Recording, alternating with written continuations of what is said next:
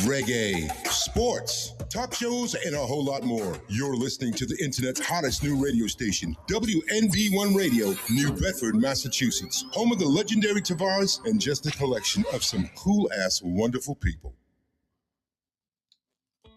Reliable Bus Lines Incorporated has been a leader in the school bus industry for over 40 years. Founded in 1980, Reliable Bus Lines Incorporated has provided the South Coast and surrounding areas of the Commonwealth transportation services ranging from private to contracted school bus and van services for corporate transportation. Specializing in school bus transportation, Reliable Bus Lines cares about your precious cargo. Our drivers are trained and certified and understand the importance of being on time and getting students to and from school safely. A staple in the greater New Bedford region, Reliable Bus Lines Incorporated is a women and minority-owned company. Our staff prides itself on being diverse, professional, and helpful. Call now to book your next outing, 508-992-0342. So come and take a ride with Reliable Bus, the bus you can trust. And don't forget to tell them that WNB1 Radio sent you. It's no secret that the trucking industry is struggling for drivers. So why not look for a school that can get you the credentials that you need to start that new career? Get on the road to success with J&J Driving School and Logistics Incorporated, located at 978 Nash Road in New Bedford, Massachusetts. J&J is a Black and woman-owned trade school leading the South Coast in CDL training. J&J offers the most comprehensive training programs for CDLs A, B, and school bus training. Don't let opportunities drive right by you. Go and see our friends at J&J and get your CDL career started right away. And be sure to tell them that WNB1 Radio sent you.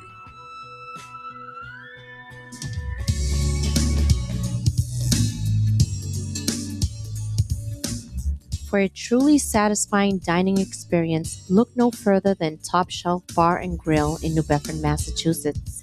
Our family-style restaurants offer an array of mouth-watering dishes, from pub favorites to traditional Portuguese cuisine. Treat yourself to an expertly prepared Portuguese meal or unwind with a handcrafted cocktail from our bar. Be sure to try our signature creations, including shrimp Mozambique, bourbon tips, grilled salmon, and the signature top shelf steak. Our warm and inviting atmosphere, combined with exceptional service, ensures a memorable experience.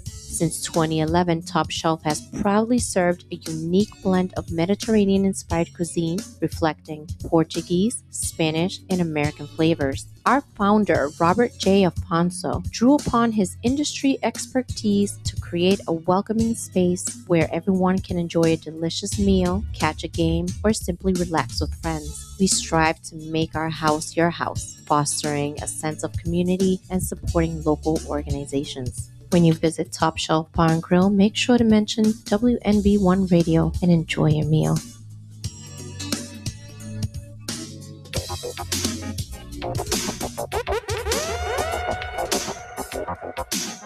Tired of expensive phone and home internet bills with long-term contracts? Get ready for total freedom with unbeatable value. Total Wireless by Verizon is celebrating the grand opening of 2 new stores in Massachusetts. Join us on Monday, July 14th at 1843 Acushnet Avenue in New Bedford and Friday, August 1st at 5 Park Street in Attleboro. Switch to Total Wireless and get the power of Verizon's 5G network with no contracts and plans starting as low as $23 a month per line for 5 lines.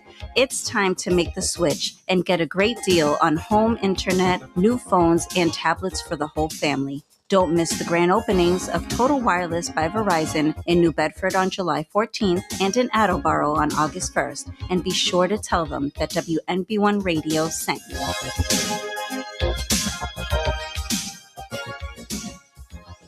Have you made that New Year's resolution to get into shape and you still haven't followed through with it? Then you need to join KO Gym. The champ is here! The champ is here! The champ is here! KO Gym is located at 50 Conduit Street in the north end of New Bedford, within the historic mills in a 5,000 square foot space, within plenty of room to train for social distancing, and the facility has unlimited parking outside. KO Gym offers exclusive training in Muay Thai, kickboxing, boxing, grappling, jiu-jitsu, as well as strength and conditioning programs. So if you're looking to train to get into shape to train for self-defense, or if you're looking to train to compete professionally, KO Gym has experienced professional staff to help you obtain your goal. They also offer one-on-one personal training as well as group classes to satisfy everyone's needs. So go ahead and let KO Gym help you make that change for a healthy body and a healthy mind. And also tell them that WMB1 Radio made the referral for you.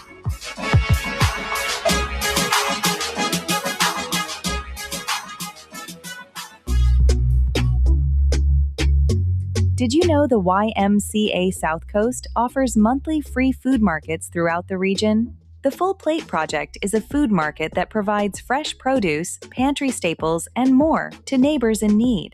Markets are held at the Gleason Family YMCA in Wareham, New Bedford YMCA, St. Mary's Church in Dartmouth, Fall River YMCA, and the Stoico/First Fed YMCA in Swansea. There are no YMCA membership requirements to receive food. When you arrive, you'll be asked for some basic household information, number of household members, and zip code, and will then be given food.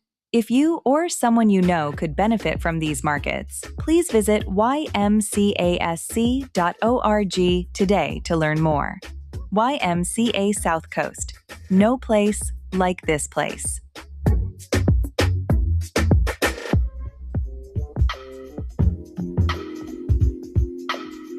Summer is calling and adventure awaits at the Y.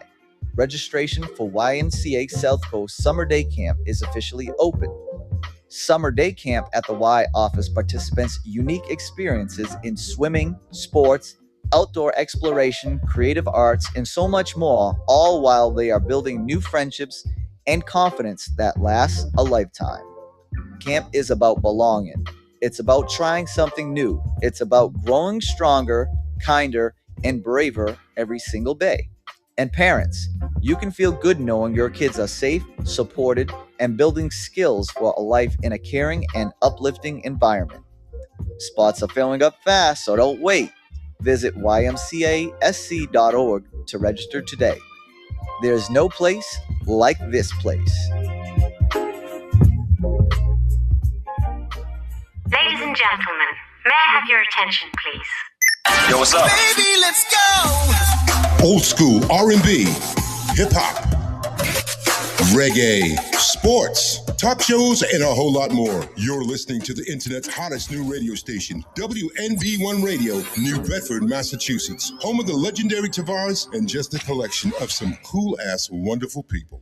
Good evening and welcome to WMB1 Radio. It's straight to the point sports right here on WMB1 Radio, where I am joined by my regulars. That would be Kevin Rudolph, Steve Lopes, and Derek Consatio. What up? What up? What's up, fellas? So yes, you know how we're doing it. We're doing it on this Thursday, like we do every Thursday night at 6 until 8 p.m. Today is we're gonna have a live guest on, Damar Langford. For those of you who are familiar with him, a lot of people are familiar with him because he ran around this parts of New Bedford in the 90s, just before New Bedford High was going back to back. He then made his way out to Worcester.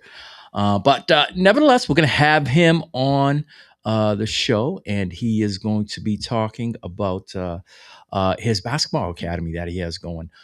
So stay tuned for that. He should be calling any minute. Also, we'll be talking about NFL free agency. A lot of things going on, fellas. A lot of things going on. A lot of things going right. A lot of things going wrong. Namely the Max Crosby deal. We'll talk about that in the fallout. There's a lot of distrust going on in Baltimore's way, but they're just continuing on with business. They don't really care. And they seem to say that they did things within the legal framework of the NFL rules and regulations, and that's it. We'll talk about some of the teams who have basically benefited from free agency, and some teams that haven't done anything. Also, big news in the NBA. In the NBA, Bam Adebayo, 83 points. We need to talk about what he did. Obviously, it's a historical moment, but why is there so much negative backlash on it? We'll talk about that. Get some responses. Remember, lines are always open, man. Lines are always open. Tell them, fellas, the number's right there, 774-425-2631. Don't be afraid to engage in the convo in which we're having today. Like I said, obviously not while we're having our interview, but when we are talking about the other subjects in particular. Or all right. Even if you wanted to talk about something else that we're not talking about. Yes, exactly. Newsworthy sports story. Exactly. Hold on. We get a call coming in already. Let's see. WMB1 Radio. Oh, can you do me a favor and push the whatchamacallit? I will shut up. Yeah. Yep. Yeah. Keep going. WMB1 Radio. How you doing? It's Demar Langford. Demar, what's going on? Welcome to WMB1 Radio. What up, Demar? Sir. Appreciate it. Can you hear us well, first off? I can hear you well. Yes, I can. Okay, all right. First and foremost, we'd like to say welcome. Welcome to WMB1 Radio, Straight to the Point Sports. We appreciate you taking time out from your day. I know that you're a man of many things, and like I said, we appreciate you taking the time out. We'd like to let people know your story, because it is a very intriguing one. So thanks to Kevin Rudolph. He referred it, and we want to let people know. So yeah, the floor is yours. We'd like for you to start from the beginning. Man. You moved around quite a bit, and you can start from the beginning and go right to where you're at right now. Indeed. Hey, first of all, I appreciate y'all having me, man. Y'all are my brothers, and this is a long time coming, man. And when I left, man, I always said I want to come back. I want to give back. I want to, I want to give back to the community. I'm not all the way there yet, but I'm well on my way. So I appreciate y'all, man, and y'all are doing a great job with everything that y'all got going on. So I want to give love back to y'all. But yeah, real quick, and y'all can stop me anytime and ask me any questions along the way. But real quick, man, I was born in Brockton. I don't even necessarily remember that stint because it was so short.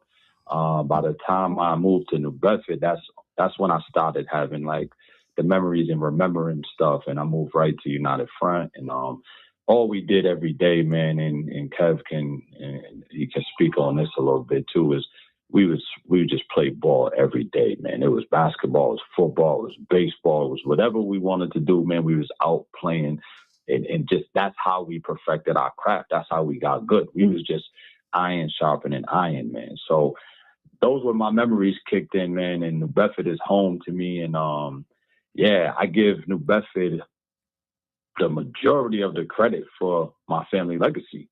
And I tell my kids that all the time. So what had happened was, my mother got caught up in the streets and drinking, drugging, and all that good stuff. And she did some time. And when she did time, I had lived with my aunt who was doing the same thing.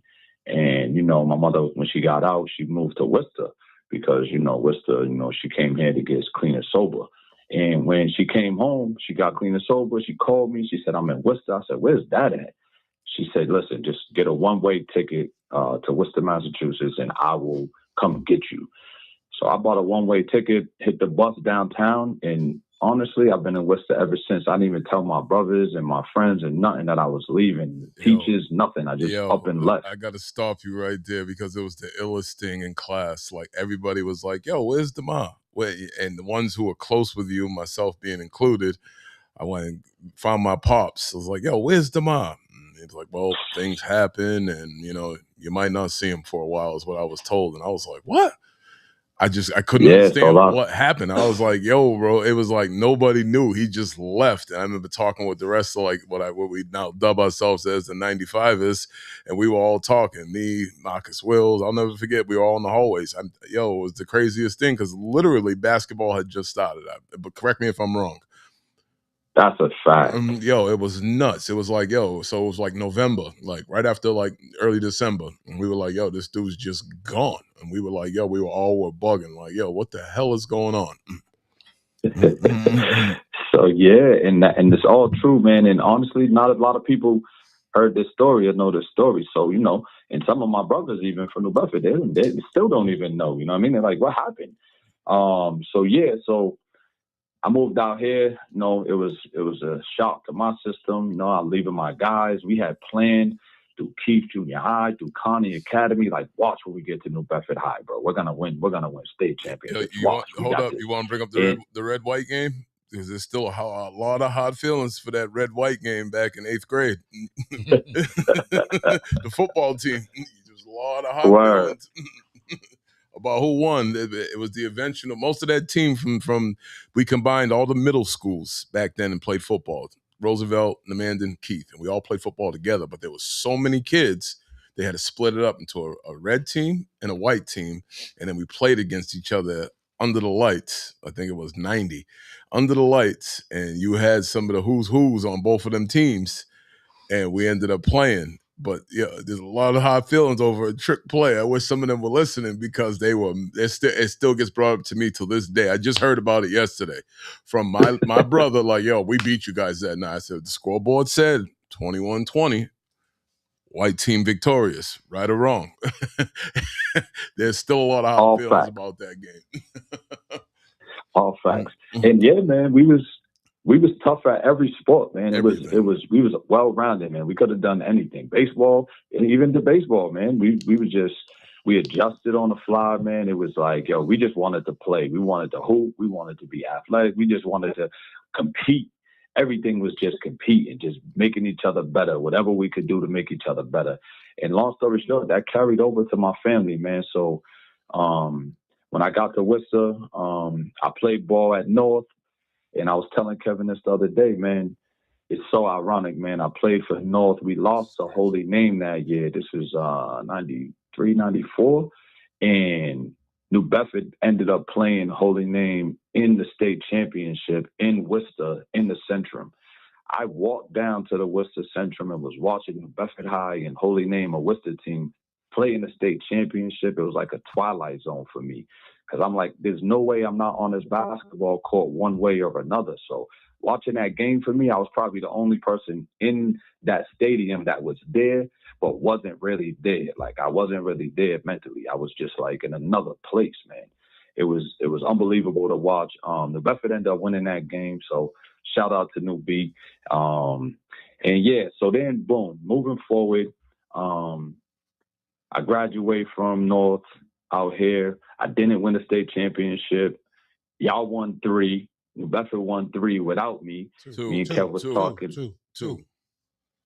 Go ahead. They only won 2, but if they had you, it would have been 3. I always said they won 93. It was 2. It was 2, huh? I always said 3. So I had that wrong. 93, I've been saying that wrong for years. Our senior year, which would have been your senior year, also we lost to Brockton and Taunton. It was a South sectional final, and we got out-rebounded in that game badly. A memory that will always be stuck in my head because I walked out of that gym, and we talked about this the other night, and I literally said we had a missing piece, man. It was DeMar. He was our big man that year because we had TJ. TJ was gone. No, I said we had TJ and he was gone. He was like, you know what I'm saying? DeMar was the big man for that year. Like, you know what I'm saying? I know TJ graduated in 94, but DeMar was like the big man for that year. It was crazy. We had no side. I think Rudy played center. If correct me if I'm wrong, it was Rudy and somebody else. But listen, Brockton was long that year. Sean Rocha. It was Sean Rocha, and we got out rebounded that game. We ended up losing to them and going home because we had already had our place in Worcester Centrum, the Boston Garden, wherever we were going. We were already making plans. Like, be back to back to back, 3-peat, and it just didn't happen. And that run was crazy. Wait a minute, Demar. I want to bring it back. I want to bring it back a little bit. How you brought up how you guys played baseball, basketball, football, all when in the younger. If refresh my memory, weren't you guys like idolizing me? Oh, you stopped it for that bullshit? Are you kidding me right now? I just wanted to throw that in there, man. Did he say idolize him? Is that what he said, Kev? Yeah, he said that. He said it clear. I was the one that you guys looked up to. Now Decon was one of them ones. We're not gonna do that. We're not gonna not give him his flowers. But yeah, that was a little far. You went a little far with the idolize you though, Decon. You know what I'm saying? We love you. I had to just so that people realize what gave you guys the ambition Listen, to do I've what you always did. given this man his flowers, so he better be quiet. I'm not saying you. I'm not. He was a terrorizer, and that was what made us better, man. Yes, all the dudes. I could go from him and above. Like that's what I'm trying to get on the court with cats like Flea and Stephen Wynn and all them older dudes, and Billy Ash, all them older dudes in the front. Yeah, older than me. Yeah, Steven's walking. Steven's walking in '78 in the blizzard. Might have been his freshman year. Like those are the younger dudes. What are you talking about? And they would beat us up all day. Shit, I would even go back to the wrestling matches we had with Landon and Shane and Paul, God rest his soul, and them dudes used to beat us up. Choco, all them dudes used to beat us up, made us tough, man. And my brothers who always real, even Ray. Ray was known to hit me with a couple body shots because I was his big nephew. That's why I want to beat him up now. I hope he's listening. Mm-hmm. Hey, listen, we got stories for days with this. And, God. Honestly, you're right, though, to an extent, Decon. You know what I'm saying? We did look up to y'all, and that's what made us better, man. We was like, nah, these dudes is getting to it. Watch when we get up there. Watch when we get up there. We definitely win in the state championship. So the end goal was a state championship. You know what I'm saying? For us, for me, I can speak for myself. I can't speak for everybody. Nah, you speaking for the rest of us too with that. Now that you say, my bad. Now that you say that y'all won back-to-back state championships, it makes my story even more crazy because I didn't get them when I played, but then I came back and I coached. And I got back-to-back state championships with North High, the same school that I graduated from when I moved out here to Worcester. So that's part of what I was going to say with this story, my story in particular. Everything just came back around. It's like everything that happened with me, it just came back around. And I didn't get it when I wanted it, but God gave it back to me when he was ready to give it to me. So those 2 state championships I got, while coaching, it meant so much more to me later on in life because now I'm appreciating it. You know what I'm saying? So that was the one thing. The thing I did leave out though is when I played my freshman year in New Bedford. Yep. Yeah, I played my freshman year basketball in New Bedford, and I didn't play the varsity team. Marcus was the only one who went up to the varsity. Rodriguez had, he had his guys, and I was one of his guys. I don't think he really even knew that I was one of them ones, but that's on him. You know what I'm saying? I actually seen him while I was coaching. I forgot what team he was part of. I don't know if he was his family or somebody played for one of them teams that we beat along the way. Go ahead. He was the athlete. He is the athletic director. He probably was at the Taunton game because his daughter was coaching over there. Wasn't he coaching over there? He was an assistant coach for a couple of years. Yeah. It was probably Taunton. Taunton girls though. Yeah, but still, I think it was Taunton, and we ended up playing a couple games out there, and I ended up seeing him, and I said something to him. He was like, "Demar," he was like, "Yeah." I was like, "Yeah, you didn't pick me though," and we just kind of laughed about it or whatever, but. We went undefeated, and then we lost the last game of the season. Funny story, bro. We lost I was so competitive. I wanted to win every game. I kicked the bleachers, and I thought it was one of them bleachers that gave, and that bleacher did not give. I think I broke my big toe on that bad boy. I had to I lost the game and had to spend a bus ride home with a broken toe. but that's just how competitive we were. So then, long story short.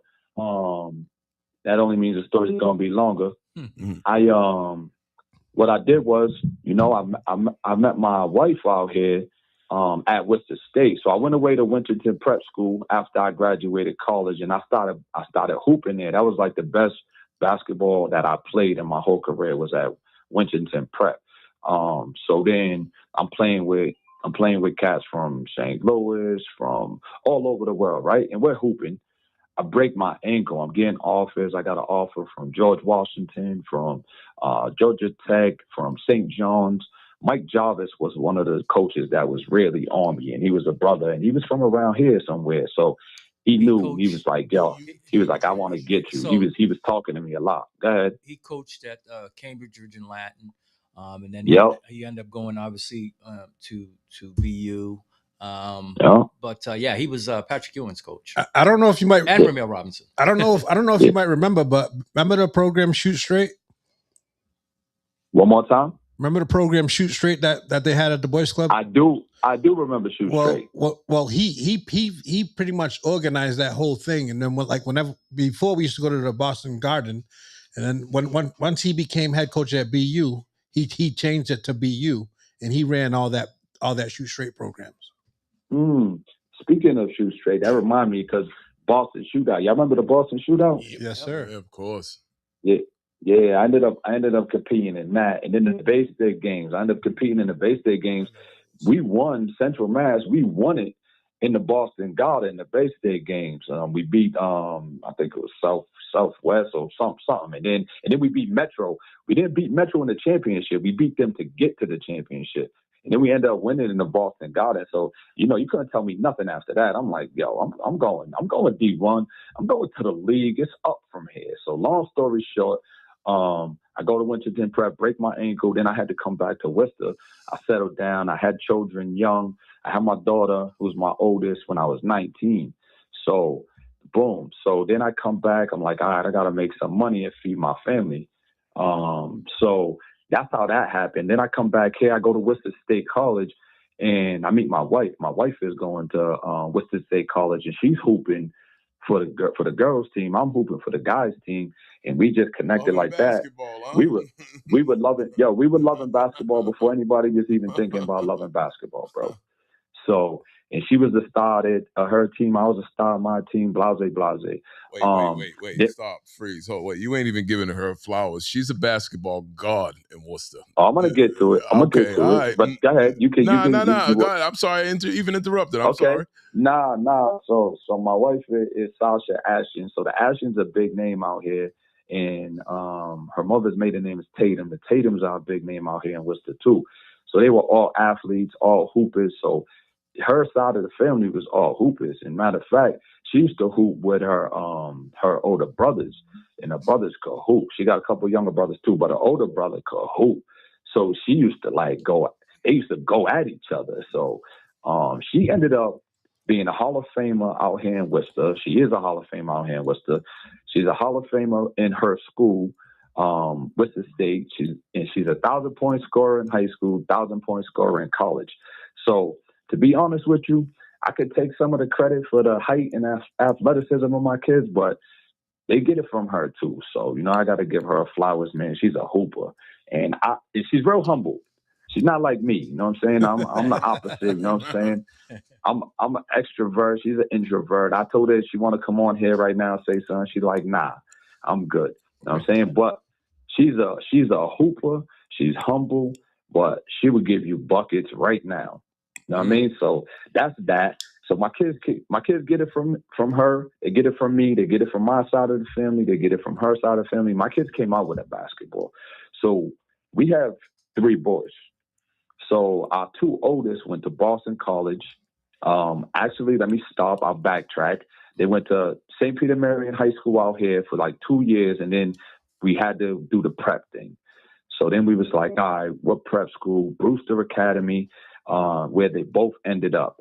But Makai, my oldest, went to Cushing Academy first, and Boo, the second oldest, went to Putnam Science Academy first. Then they both ended up at Brewster Academy. So when I went to Winchendon Prep, we lost the championship, which happened in Worcester at Worcester Academy by 1 point at the buzzer. My boys ended up getting 3 national championships between the 2 of them so far. So it's like I said, everything, I didn't get it, but it just came right back around. Now my boys are celebrating national titles, and, I'm celebrating with them, and I get to appreciate it more just seeing it from the outside and watching it happen.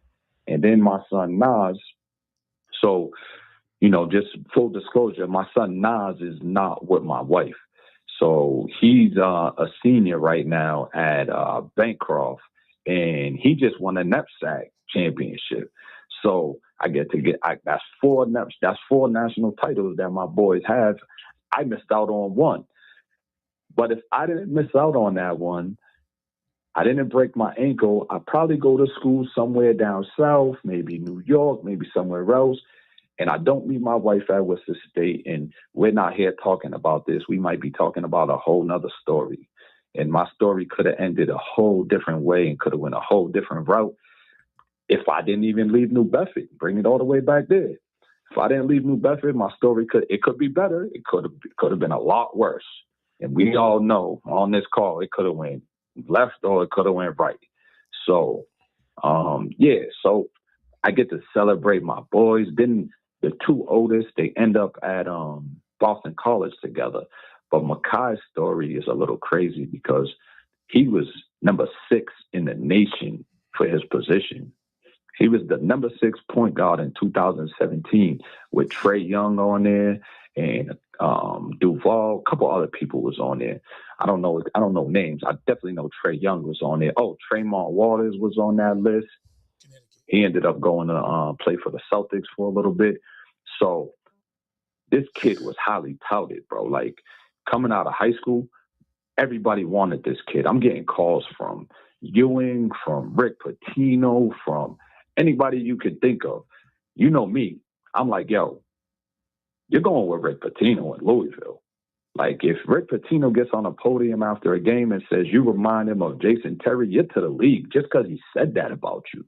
So, I understand the game and I understand the politics of it too. So I'm like, yo, you're going in. That's where you're going to go. Like, and then he gets fired. Boom. Louisville's all out of the picture. UConn was next. Kevin Ollie was at UConn. So Makai commits to UConn. He signs the paper. He's there. He's a Husky. It's over with. Nothing else to think about. Kevin Ollie gets fired. Wow. He decommits from UConn.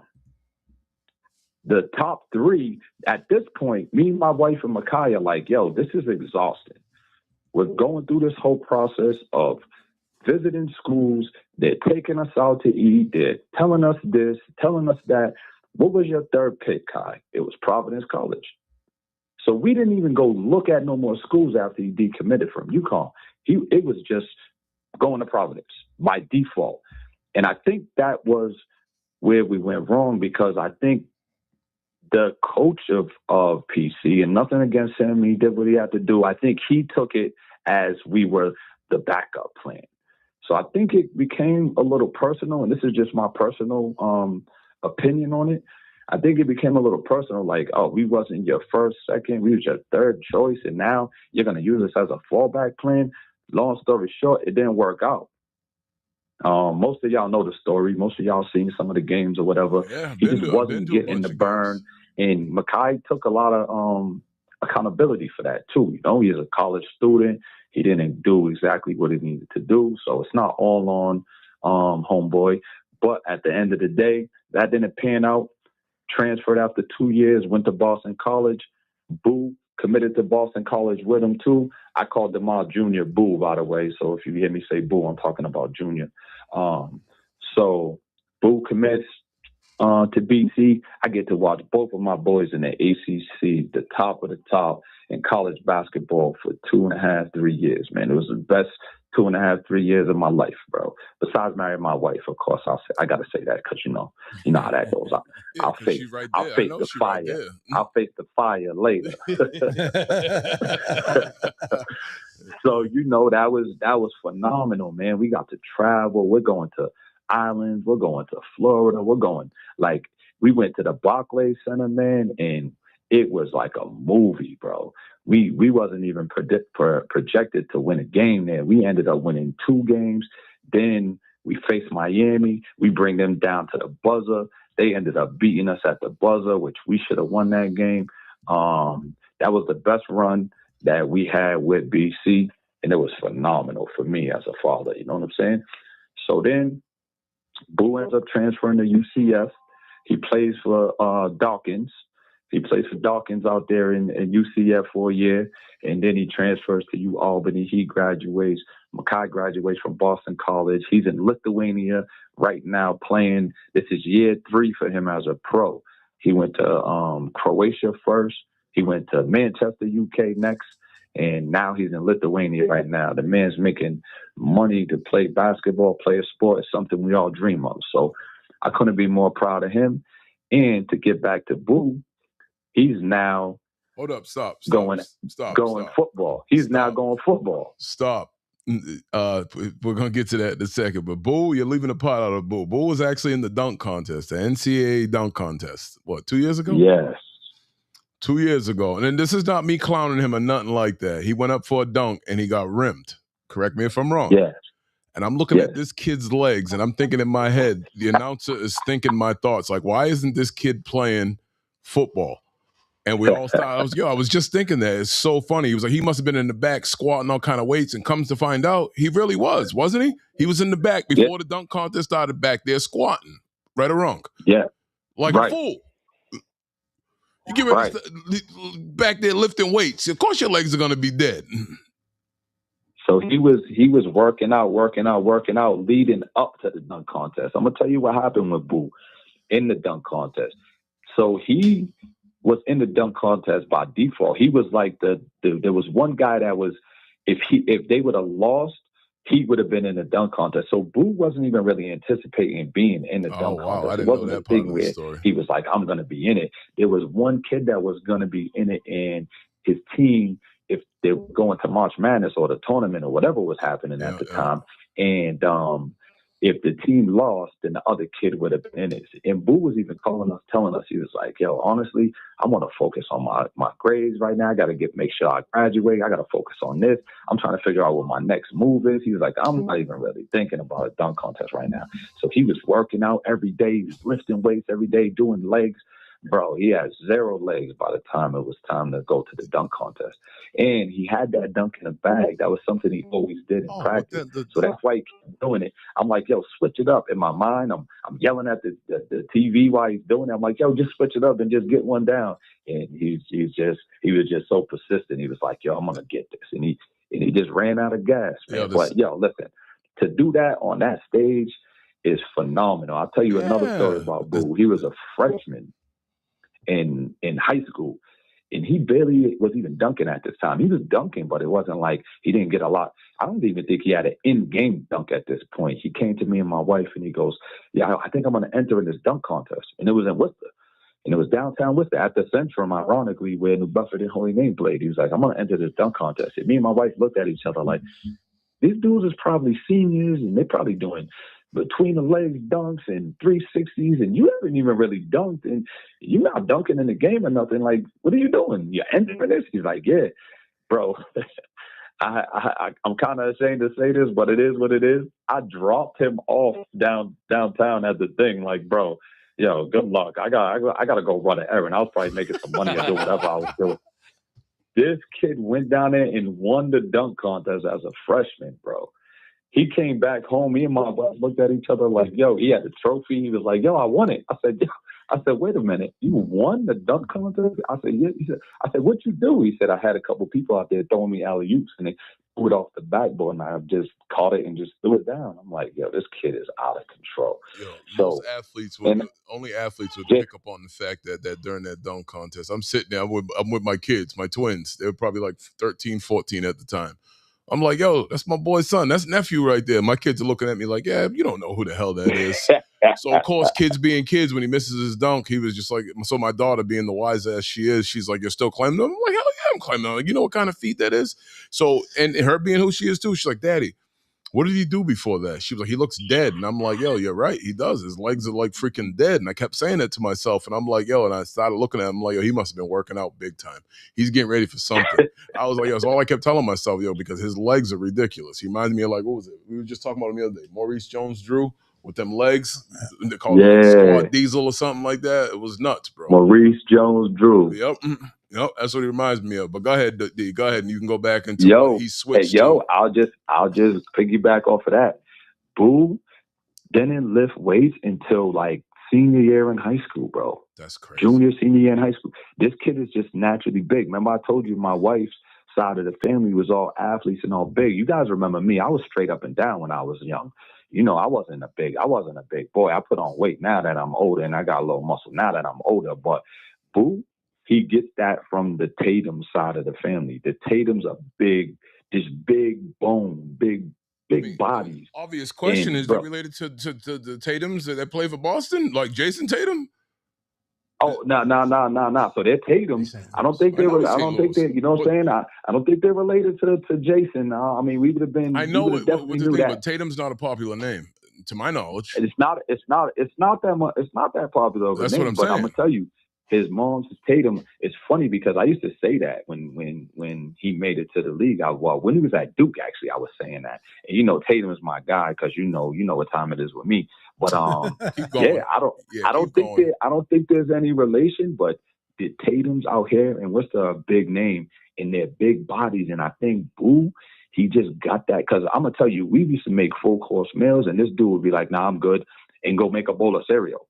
And I'm like, and that was his thing. That was his thing. He would just eat cereal morning, afternoon, night, cereal. I'm like, maybe it's the milk. I was gonna say there's something they put in the milk. So he switched from basketball now to football. So right now, what had happened was when he graduated, we was wondering what he was going to do. Are you going to go overseas with your brother? What's the play? So he was like, I'm all set with basketball. He kind of fell out of love with it. There was a lot of ups and downs. You guys know how it goes. He has a long career. He played basketball for the majority of his life. But both him and Makai, when they were younger, football was their first love. And that's just what it was. They both fell in love with football when they was younger before they fell in love with basketball. So Boo just kind of is going back to that. That's like his first love. That's like the first thing he fell in love with. He kind of fell out of love with basketball. So he's going back into football. He got an agent.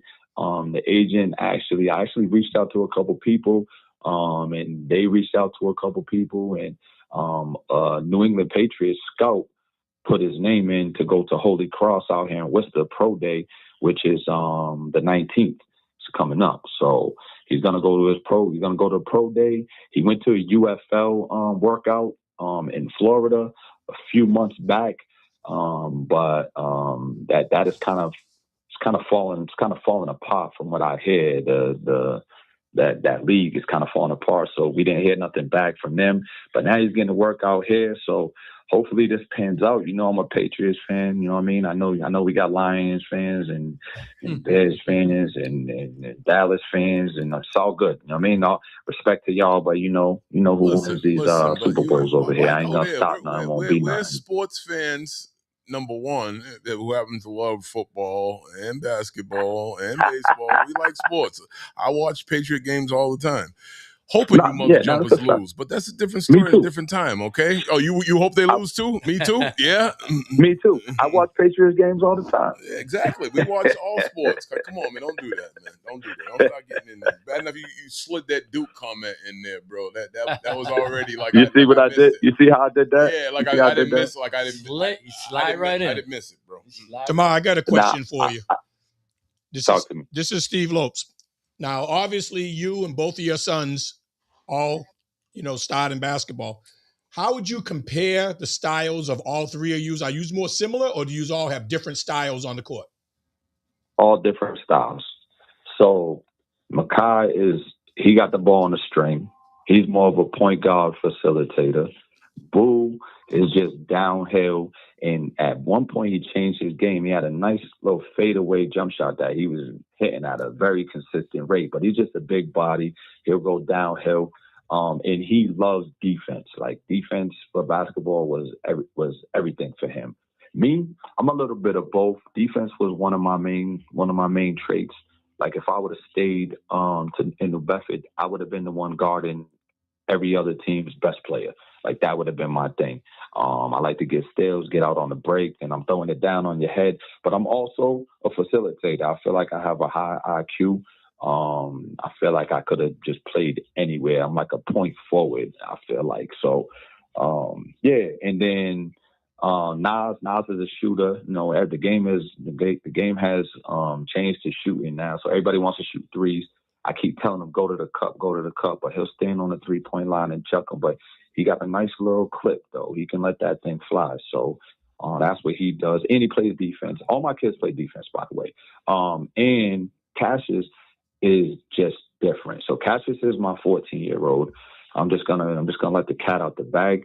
He's probably gonna be the one. This kid is just different. He's 6'3", he's 14 years old. He's been a point guard his whole career so far, his whole life so far. So he got handled. The height just came out of nowhere. This kid might be 6'6", 6'7". I know I shouldn't say that, but whatever. So he might get to 6'8". If he gets to 6'8", we got problems. Houston, we got problems. But he's very mature for his age, his game. He plays at a pace where you're not gonna speed him up. He doesn't turn the ball over much. He got to get stronger and just have more experience. But this kid, within the right hands, with the right coaching, and if he just keeps going and just gets a great work ethic, this kid could be special. Nice. Can you tell us about your baby right now, the Ashford Langford Basketball Academy? Can you tell us about that? Perfect. So it's Ashton, Ashton, Ashton. So that's my wife's last name. So that's so Tatum was her mother's name. Her father's last name her father was Ashton. So she's an Ashton until she married me. She's a Langford now. But so it's Ashton Langford. So Makai's last name is hyphen. So Makai Ashton Langford. So what we did was we wanted to just carry the legacy forth and have our basketball academy in our name. So the kids can come back from wherever they go. If they go overseas, whatever they do, even Boo right now, we're gonna also teach football within the camp and the clinics. You know what I mean? So we're gonna have to maybe switch the acronym up a little bit, and maybe it just might be an all-around sports academy. But what we do is we teach life skills. So we're a nonprofit. We get money, we get funds from, United Way and a couple other places, and we rent out gyms and we give our scholarships to the youth that, that can't really afford it and want to play ball and want to hoop and learn. We give scholarships out, and a lot of them are free, and we charge a really cheap rate for the rest of everybody else to come in there and learn basketball skills and life skills. So what we do is we use the game to teach life skills, like being on time, like giving it your all. Like, we know everybody's not going Division I. Everybody's not going to be a professional basketball player. But what you can do is you can use the game of basketball to learn life skills. And so that's what we mainly focus on. We focus on basic fundamentals. We teach fundamentals. And we separate groups too, because we don't want, more advanced players coming down and blocking everybody and blocking a kid that he might have dreamt to play basketball. Now, every time he comes down the court, he's getting a shot blocked and can't score and whatever. And then now his spirit is diminished. So what we do is we separate groups, and we put, we run skills and drills at the beginning, and we kind of eye test everybody, and then we separate them into groups, and then they compete at the end. We teach them life skills, we encourage them, and we give back to the community. We give out T-shirts, we feed them at the end for free. We don't charge them to eat. We rent out Worcester State University. We rented out Clark University. And I even rent out some of my guys' gyms out here that have got gyms. Gyms are one of the most difficult things to get our hands on. And I just want to say this to end that question off, is I think gyms should be more accessible to people in the communities, whether it's New Bedford, whether it's Brockton, whether it's Worcester, that are doing things within the community. I don't understand why it's so tough to get gyms. If you're doing something to keep the kids off the street and keep the youth out of trouble, and this is what you're known for doing within your community, we should be able to gain access to gymnasiums within our cities. It shouldn't be that difficult. Whether it's expensive or not, whatever the case, they want to charge per hour, that's fine. But it shouldn't be that difficult. We shouldn't have to jump through hoops to gain access to gyms. I had to get that off my chest. The biggest problem, and it sucks, and I know this for a fact, liability. It's the biggest problem that somebody has to be liable. Your kid falls down and breaks their ankle, busts their face open, breaks a wrist, whatever, a normal basketball injury. Who is accountable for that? Well, while that's very true, Kevin, while I do agree with you, is I have insurance. So I don't know about anybody else renting gyms or whatever they're doing, but that's great. My company, we have insurance. So they're not going to, anywhere I rent the gym at, they're not going to be liable for anything that happens while I'm running my academy. It's a day and age where you look at somebody wrong and they're suing you. I'm telling you, man. Yeah, that's a fact. All-time high. That's a fact. But you got to have insurance, man. If you're going to run a basketball clinic, you got to have insurance for anything you do these days. You know what I mean? But if you're going to run a basketball clinic or academy and you're renting the place out, you got to have insurance. So, if you want to do that check and you got insurance, I just don't think it should be that difficult to gain access to gyms for people that are trying to do good. And that has nothing to do with just me personally, because I don't have problems gaining access to a gym, as you see.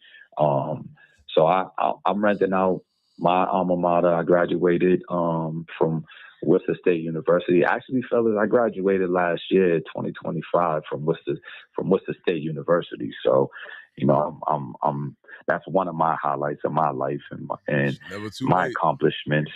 And I had to do that because I didn't want to be a hypocrite and tell my kids, knowledge. Put your academics first, and then me not do it. So better late than never. Yeah, it's not like Kevin said. It's never ever too late, man.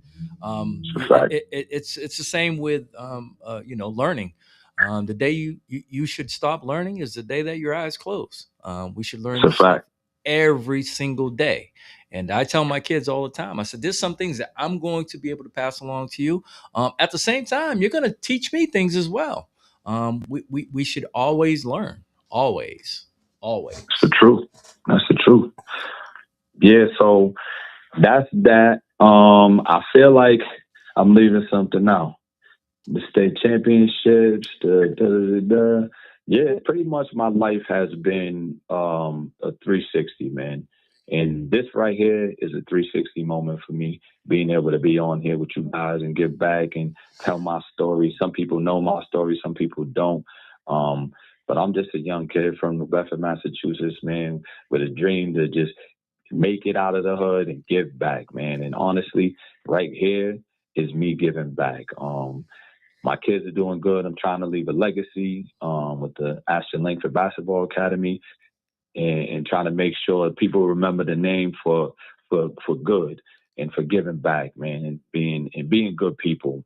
And one thing I will say is my kids, everywhere I go, people say, yo, great basketball players, but what's best about them is they're such great people. They're such great people. And that means more to me than anything as far as athletic, because the ball's going to start bouncing. Athletics only take you so far. Hopefully you can go be a pro somewhere and make good money with it. And that's great.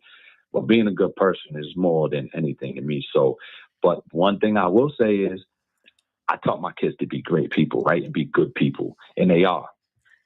But it's such a thin line between being a great person off the court in the field and being a dog on and off the field and court. And that's where between parenting, and this is me being a dad, it's my dad hat. Being a parent, I'll tell any parents out there, you have to actually stress that to your kids. Yes, I want you to be respectful. I want you to be a great person. I want you to be this. I want you to be that. But when you're competing and you're in between those lines, whatever lines you choose to play, whatever sport you choose to play, you got to flip a switch. And you have to have that talk with your kids because I think Makai should be a pro. I think Boo should be a pro. And the one thing I think where I went wrong as a parent was I taught them to be so good and so unselfish that when they were on the court, that they were still unselfish and Nowadays, if you don't have the stats and you're not putting that ball in the hoop and you're not being a dog, they don't want you. They don't want you at the next level. So you got to be able to sell tickets, and you got to be out there on social media and all that good stuff. And that's cool. But I taught my kids to be humble and be good people. But on the court, I don't want them to be that. I want them to be dogs. If that makes sense. Yeah, it makes perfect sense. Question. Let's see. There was a video posted not too long ago. Who was you playing basketball with? And he was giving you the business too. Who was you playing basketball with? Who am I playing basketball with? There was a video posted on social media within the last week. You were playing basketball with somebody. He was giving it to you. Who was that? So that's a great question. So Jonah Lucas, he's a rapper out here from Worcester. That's my guy. So me and Jonah got a dope brotherhood, man. I'm gonna be completely honest with you. When I moved out to Worcester, I was doing music when I was younger too. I left that out because this is a sports show, but I'll tell you, I was doing music. I was writing rhymes and I was recording, I was performing and all that good stuff. My first album I ever recorded was with his father in his house. So Jonah was running around the crib as a young jit while I was recording my album. We actually still talk about it. He remembers it. So he got a pretty good memory. He's a smart kid. He's a talented kid. So me and him, we hoop a lot. So he knows my background in hooping and all that. He got a nice crib. He got a court in his house. He got a court outside his house. You know, all these rappers want to be basketball players. All basketball players want to be rappers. You know how that goes. So you know, he did get me that move. Actually, he beat me that time. I'm gonna tell you this. He got a lot better over the last 6-7 months because I've been busting his ass. But he don't post that. He won't post that though. You know what I'm saying? He posted the one where he was getting the better of you. He had no problem posting that. I had people hit me up like, yo, you know how that goes, Kev. It's like a highlight reel. Yeah, you know, you only post your highlights. You know what I'm saying? Absolutely. So that's my bro. That's my bro. He does good stuff for the community, man. Another quick little story about John actually is he got his name. He got a street named after him, and I actually made that happen for him, man. So me and him, man, I got you know me. I'm an outgoing person. Got connects. I got connects out here with some people in the city. And he got a day named after him in Boston. I was like, yo, they named a day after you in Boston? Why didn't you do that in Worcester? He was like, I know. He was like, the only thing they could do is give me a street name. So I made a couple calls, man. I actually got him a street name. On my page, you go to my page, you scroll back a little bit, you'll see it. I kind of was talking and I kind of introduced him, and it was on his birthday. Yo, he said, he was like, yo, D, that was one of the best birthday presents I ever had in my life, man. So salute to John, man. He's a good dude. So before we leave, there's a couple of things that I want to mention to you. Number one, thank you once again for coming on the show. But there's a certain person in your family that has already beat you to WNB1 Radio. And I'm gonna toss the book out to Kevin so he can put it up there and show on the camera. I don't know if you're watching live, but I am watching live. Okay, so do you see the book? So your mom, I already know. Your mom has already graced. Your mom has already graced WNB1 Radio. I already know. Yes, she's already come on here. She shared her story. We've got a number of her books. It was great. Great to see everything that that she's gone through, and what she's been through, and to see it written down in words was great. So yes, Mom Dukes beat you to the table. She beat you to the table, and but listen, it's getting here. It doesn't make a difference how you get here, as long as you get here, because that's what WNB1 Radio is all about, man. We love giving back to the community, and following the people's stories, regardless if they're here or not. We'll track you down. We will find you. Hey, Demont, hold on 1 second. I want to piggyback off that. She didn't beat you to the table. What she did for you is she set the table for you again. Oh. You know what I mean? She set the table. And now you're at the table. And I love it. also, I want you to check your phone. I sent you a text. Yes, sir. I sent you a picture.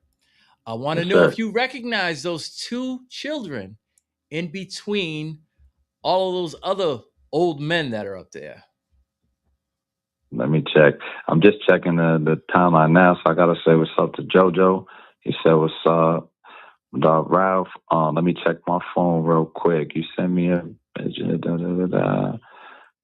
You sent it to my phone? Yes, from the number that you from this number right here that you called. It should be a picture. Got you. I was checking my other phone. I was on my live with. Let me see. Oh, that's my niece and my nephew. That's right. Yeah. So that's a picture of SMU that was I'm dating myself, right? So that's With a picture. Jovan. Yeah, that's right. That's a picture of Jovan. They stood in for him posthumously when we were inducted into the Hall of Fame. I believe it was 90. I want to say it was 98. We were inducted into the Hall of Fame, and just by That's classic. and just by just by hearing you say that the name Clark hurts my soul, because that team that you've seen there, we still are the only undefeated team in SMU/UMass Dartmouth history.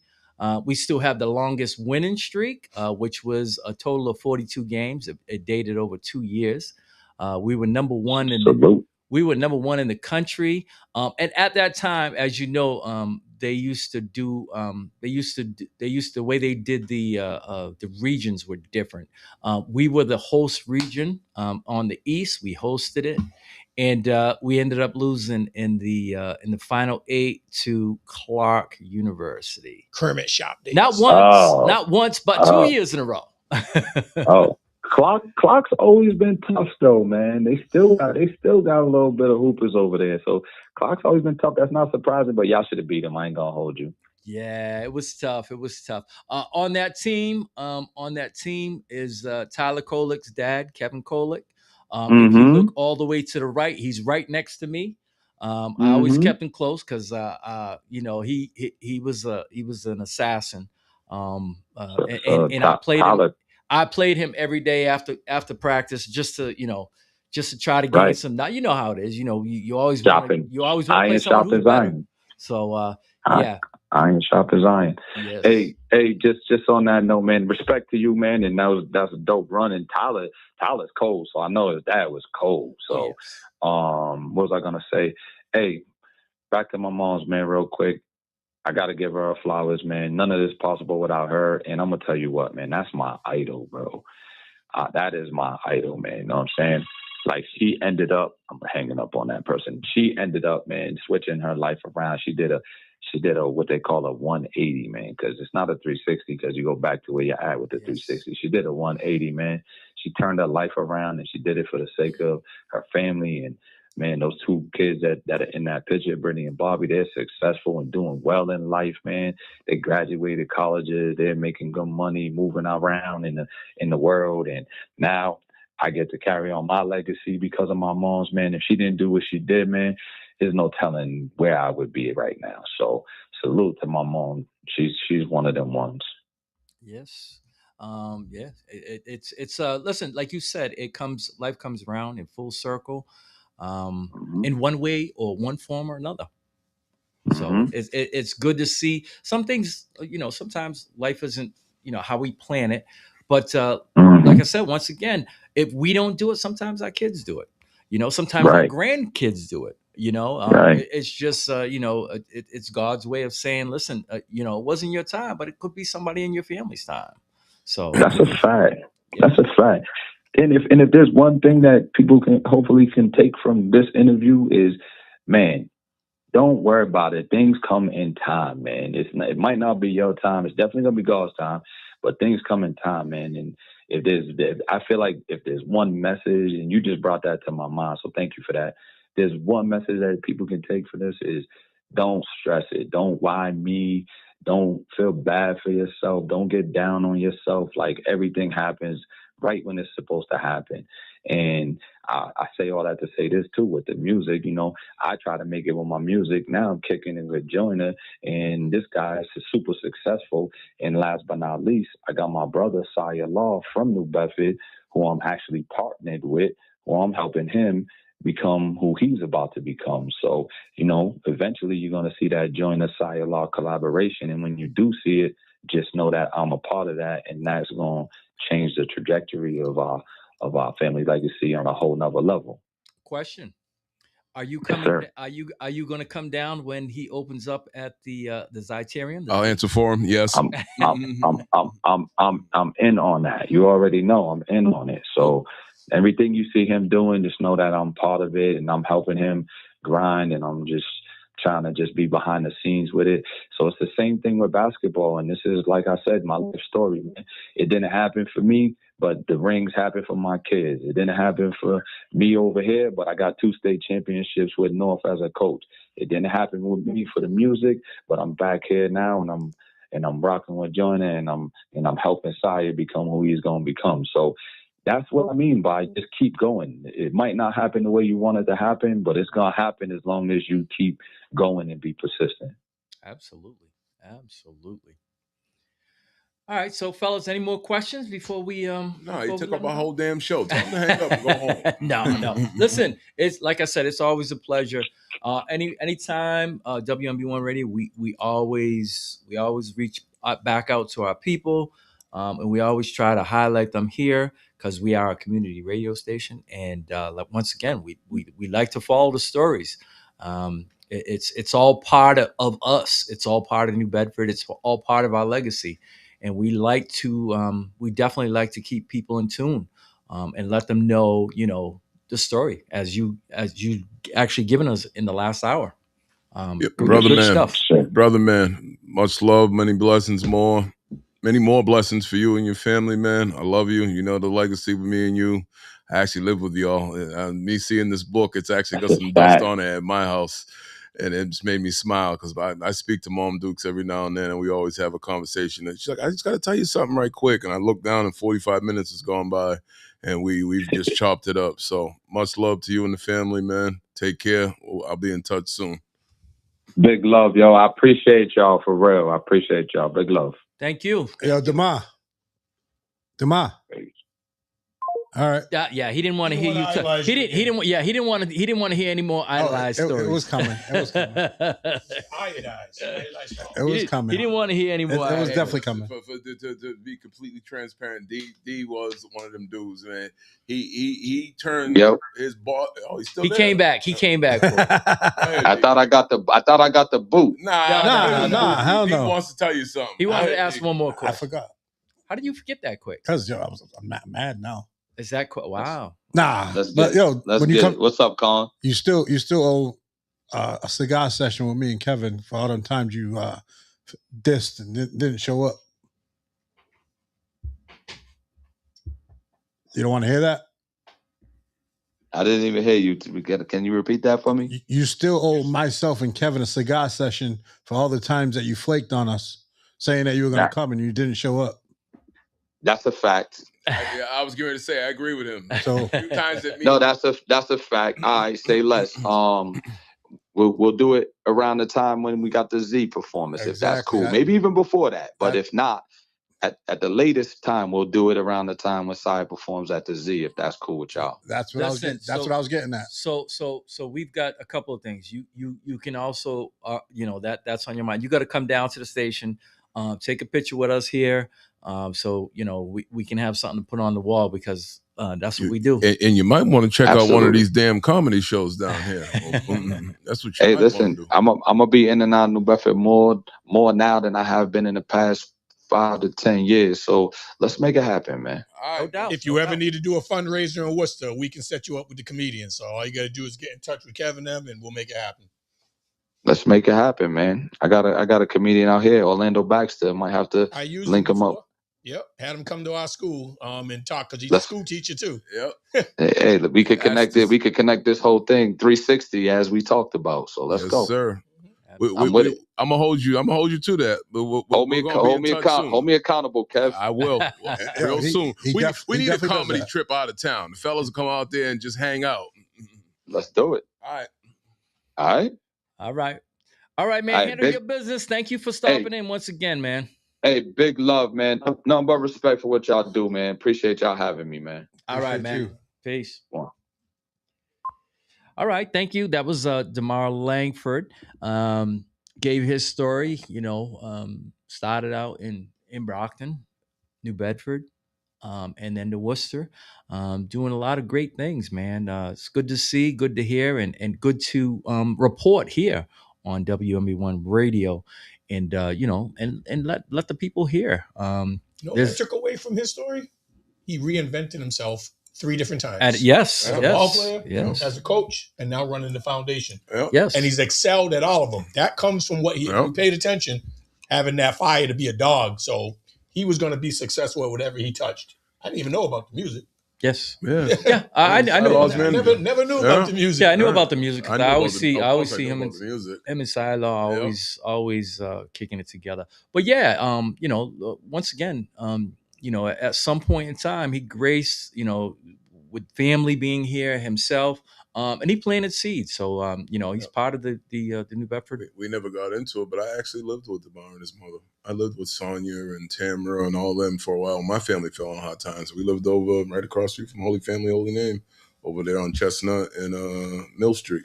That big white house on the corner. The house was so huge. They had so much room. We actually lived over there. We freaking destroyed about 17 6-foot jammers over there. It was crazy in that parking lot over Holy Family, Holy Name. We got really close. And like I said, when he left, it was like nobody knew. And we were there freshman year. He was there 1 minute and gone the next. It was like, what the hell's going on? Just think about what could have been had he stayed. Oh my God.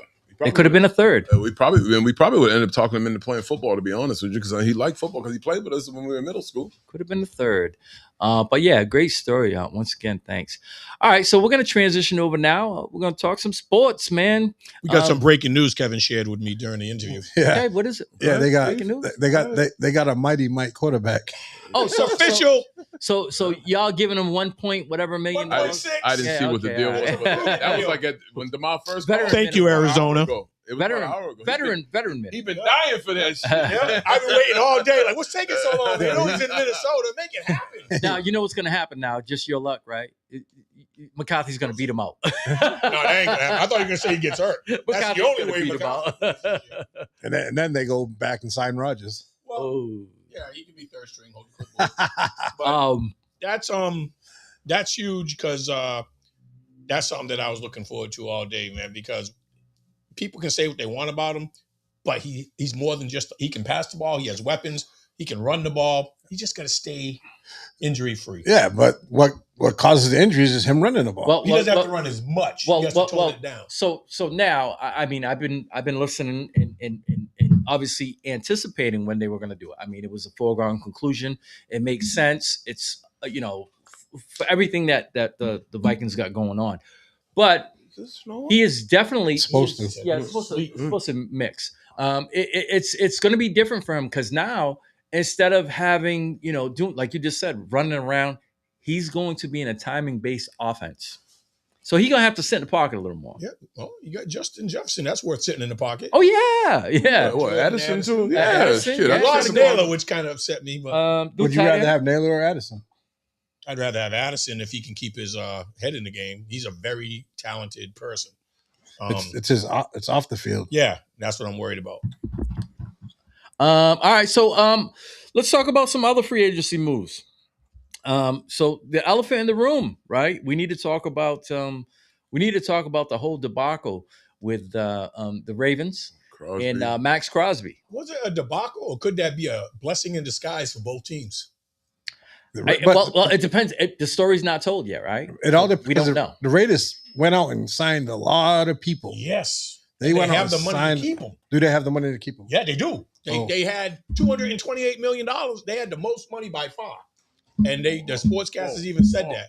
They signed 2 of the best linebackers in the league. Yep. Nicole McDean and the other Georgia cat. West Coast. Yep. And now bringing Crosby, a healthy Crosby back. Well, he should be healthy. Yeah. I'm assuming he's going to be healthy. Well, he already had but surgery. This is my thing. They said Baltimore said they didn't want him because he didn't pass the physical. But according to the records, they said that he's not going to be ready till June. Yeah. So why? How could you go about that? About saying that he ain't passed the physical? Well, Baltimore played chess while everybody else was playing checkers, because the real reason is when the defensive end started going off the board, Trey Hendrickson had himself up here wanting this much, and he was getting bypassed, so he had to lower his price. So even though he's a year or two older and he didn't get the money he wanted, he's going to a winning organization after living in hell in Cincinnati all those years. Well, here's the thing. They said even before that, while Crosby was in the building, they were negotiating Trying to get both of them. Yeah.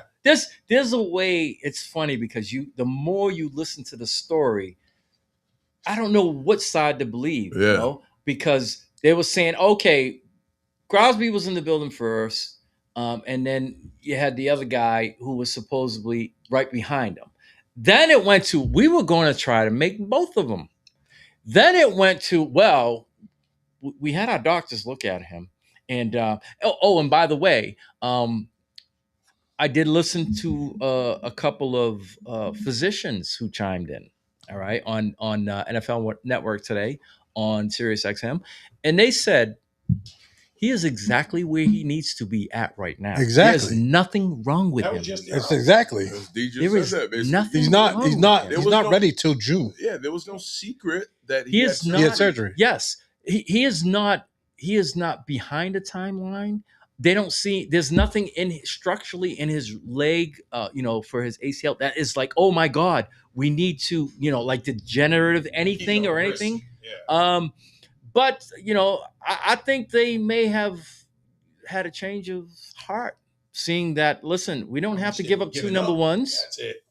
We don't have to give up two number ones. We could just pay the man. They can draft a young defensive That's end right. for a rookie contract and keep that money for another. And what they're doing is they're swinging for the fences right now to draft one of them young defensive ends, and hopefully they you know what I'm saying, Ones that are running 4-3. Yeah. Like, yeah, there's a few of them in this draft. Oh, I know. There's about 5 of them. And I said it last week. I think it was a business move. Once Hendrickson took that money, they were like, we don't have to go for Crosby. So what Paul is saying. The Cowboys doctor came out and said the exact same thing. He was the one who actually said what?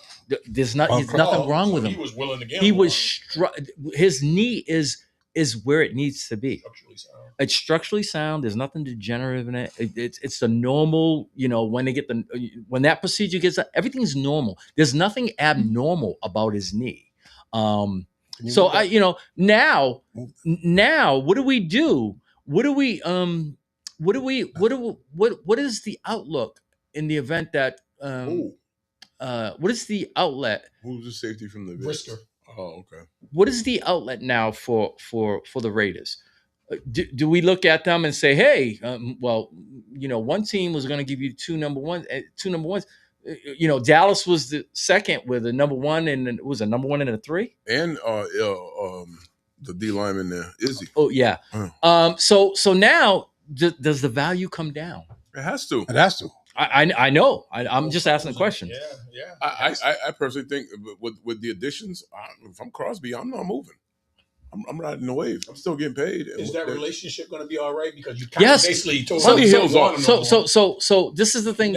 This is the thing with Crosby. He's always been in line, in tune with the relationship that he has with the management, and the owner is very good. He's been patient. He's been in, obviously, the organization through very bad seasons, and now he's at the point where, like, listen, if I need to go, I'll go. But he's back already in the building. They said he's doing his rehab back in there. If you look at it, he never had to leave. He went for a weekend interview. The Raiders have pieces. They have pieces. And they have the number one pick. And they have the number one pick. We've never seen them make so many good moves in one year. It's always been the Raiders. It's a laughable organization, the way they run. Not this year. Every move they made, starting off with signing the center. Yeah. That's huge for a rookie quarterback. So Tyler Linderbaum, he's got the richest deal ever. $9 million. Ever. By a center. 81 million, 3 years. And more importantly, it's all guaranteed. And it's all this is when he deserves it, guaranteed. because See the Kirk Cousins alignment? Yes. It's all it's the quarterback So from what the they Browns. did. So if the you quarterback look from the Browns got if that. you look at his Watson. Well, Kirk Cousins was the first one to get that. They all guaranteed money. Yeah, It sounded like every three contract times. It was he all got. Yeah, But I'm guaranteed. saying a big contract. At the time, for guaranteed money was like number one ever in the Yeah, NFL. that's because Minnesota is crazy. I'm just stating the Well, fact. Washington I don't care did about it. Minnesota. I know, but I'm Washington, saying yes, yeah, I'm saying yeah. They followed saying suit with Minnesota. it. Yeah. So And he just got Play released. for it in Atlanta. but yeah. So I mean, so if I'm a team on the outside looking in, I you know what, I go fishing, right? And I just say, you know what, I'll give you a number 2 and a number 3. Yeah, that's what I was thinking. Fair is fair. Now, when somebody looks at that and says, well, there could be something wrong. Why did they fall out? Why did you go to option number 2? You know what I'm saying? So now it's like it's as if they're left with trying to basically answer for Baltimore. I think the relationship you said he has with ownership, I think, and the moves that they made, I think he wants to be a part of that now. Yeah. They don't have to shortchange themselves for somebody of his talent, and they have enough money to absorb his contract with all these moves that he made. So why not stay? When was the last time he got to play with this much defensive talent? You talked about the 2 linebackers. Oh my God. They got somebody in the middle as a defensive tackle. They got a quarterback. They signed Malcolm Kuntz, an edge. They got Kwity Yeah. Paye, another edge. They got N'Kobe Dean. They got Quay Walker. So they got 2 edges, 2 linebackers, and 2 cornerbacks. Yeah, Taron Johnson and Eric Stokes. Yep. They went double up on all those every positions. level of defense. Every single. So they're going to have a whole different, a whole different defense back there now. That's what they needed. And they have playmakers come in on offense. They just need to shore up that line and protect them. Gentry couldn't run because there was never an open hole. Yeah. They already As signed good the as best he center in was. football. Yeah, as good as he was. Yeah. Couldn't do nothing. Yeah, it's high. You run into a wall all the time. The guys are waiting for you to get the handoff. Like, And they're not going to be. They wasn't threatened with the quarterback that they had. So yeah, and see what happens when you have one good offensive lineman with 4 mediocre to bad offensive line. It makes your line look bad. So solidifying the best center in the game right now is a big stop for them. I'm a big firm believer of your controlling the line of scrimmage, especially with a running back. yeah, they got the first pick of the second round. There will be a decent offensive lineman to grab Yeah. either that or another wide receiver, even though they stole, Mr. Naylor away from me. I think that's a sneaky good move for the Raiders too. I'm gonna say this over and over again. This is a shitty draft for quarterbacks. I'm not sure if I'm sold on Mendoza. I'm not. This is not hating on the kid. I don't know. I'm just not sold on. So so if you were the Raiders, Jim, do you trade that number 1 pick and look for something else right now, and try to grab a free agent quarterback? I think the fan base would lose it. I think you roll with it and see what happens. I mean, because the consensus says that you roll with it. I'm just saying personally, I don't know if I would take him, but the kid's a winner. You can't say nothing else about him. Like, he's a winner. He won the Heisman. He won the national title. That's a rare feat in the same season.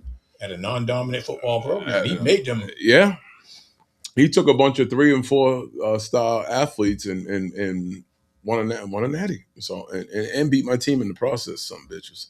Anyways, I don't know. Maybe that's my bias too because he beat the U. But he just how many of us knew about Mendoza before last year? No. Cal, I think. Cal Berkeley. Yeah. Did they secure a veteran backup yet? Because they said the plan was to let him sit and learn, not start. Who, Mendoza? For Mendoza? I mean, the Raiders? No. They didn't secure nobody yet? No. At first, they wanted to keep Geno Smith, but he said, I'm not trying to be a bridge. And he just went and signed with the Jets. So, but I thought they might have tried to get a veteran on. Isn't that back with the Jets? And then go that's who we started with. Yeah. Life comes at you when fast. You said it, I just realized that. I was like, back with the Jets? Didn't he start with the Jets? Yes, life comes at you fast. Yeah. So who do we think has made the most eye-opening moves that is going to help them next year? Everybody pick a team. Who do you think?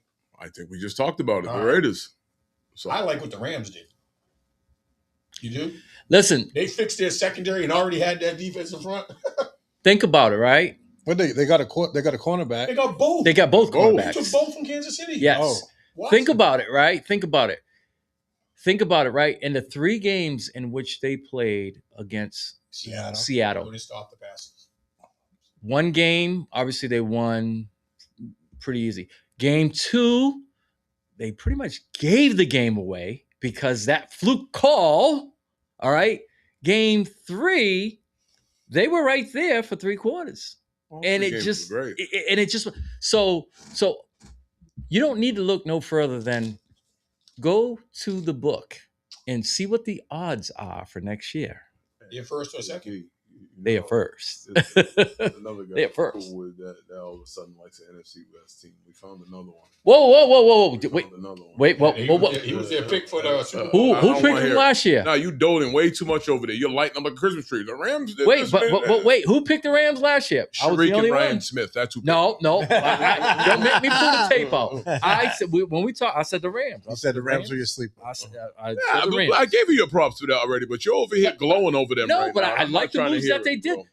They didn't lose anybody. You're in right. NFC. You're right. No, you're right. You're right. Yes. Yo, he's absolutely. I'm obviously messing with him, but yo, they made. He's wearing Rams colors right now. Actually, this is the Cowboys away jersey, so I don't want to hear that. The biggest thing is going to be if the quarterback can stay healthy again. Yeah, he's getting up there in age. And we didn't think that was going to happen last year. Yes. Remember, he was taking injections in his back. Yeah. He wasn't even supposed to start the season. No, he wasn't. He wasn't. And he lit the league up. MVP. You know what? MVP. When they traded for the corner with KC, I was, McDuffie. but then I forgot about them signing their other cornerback. Yeah, so yeah, they got both of them now. I just totally you're right. And they're familiar with each other. So Yeah, no adjustment period. So now everybody was doting over the MVP signing with KC, but you lost both of your cornerbacks. So, Yeah, but I love what they did. Who? KC? The Rams. Hey, the Rams? JoJo said something to you. Who? JoJo said something to you.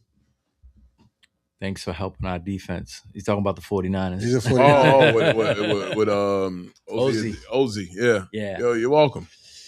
But we still have 2 defensive tackles, and we signed another one, so I'm not too mad about it because if he gets a little dinged up, good luck with him.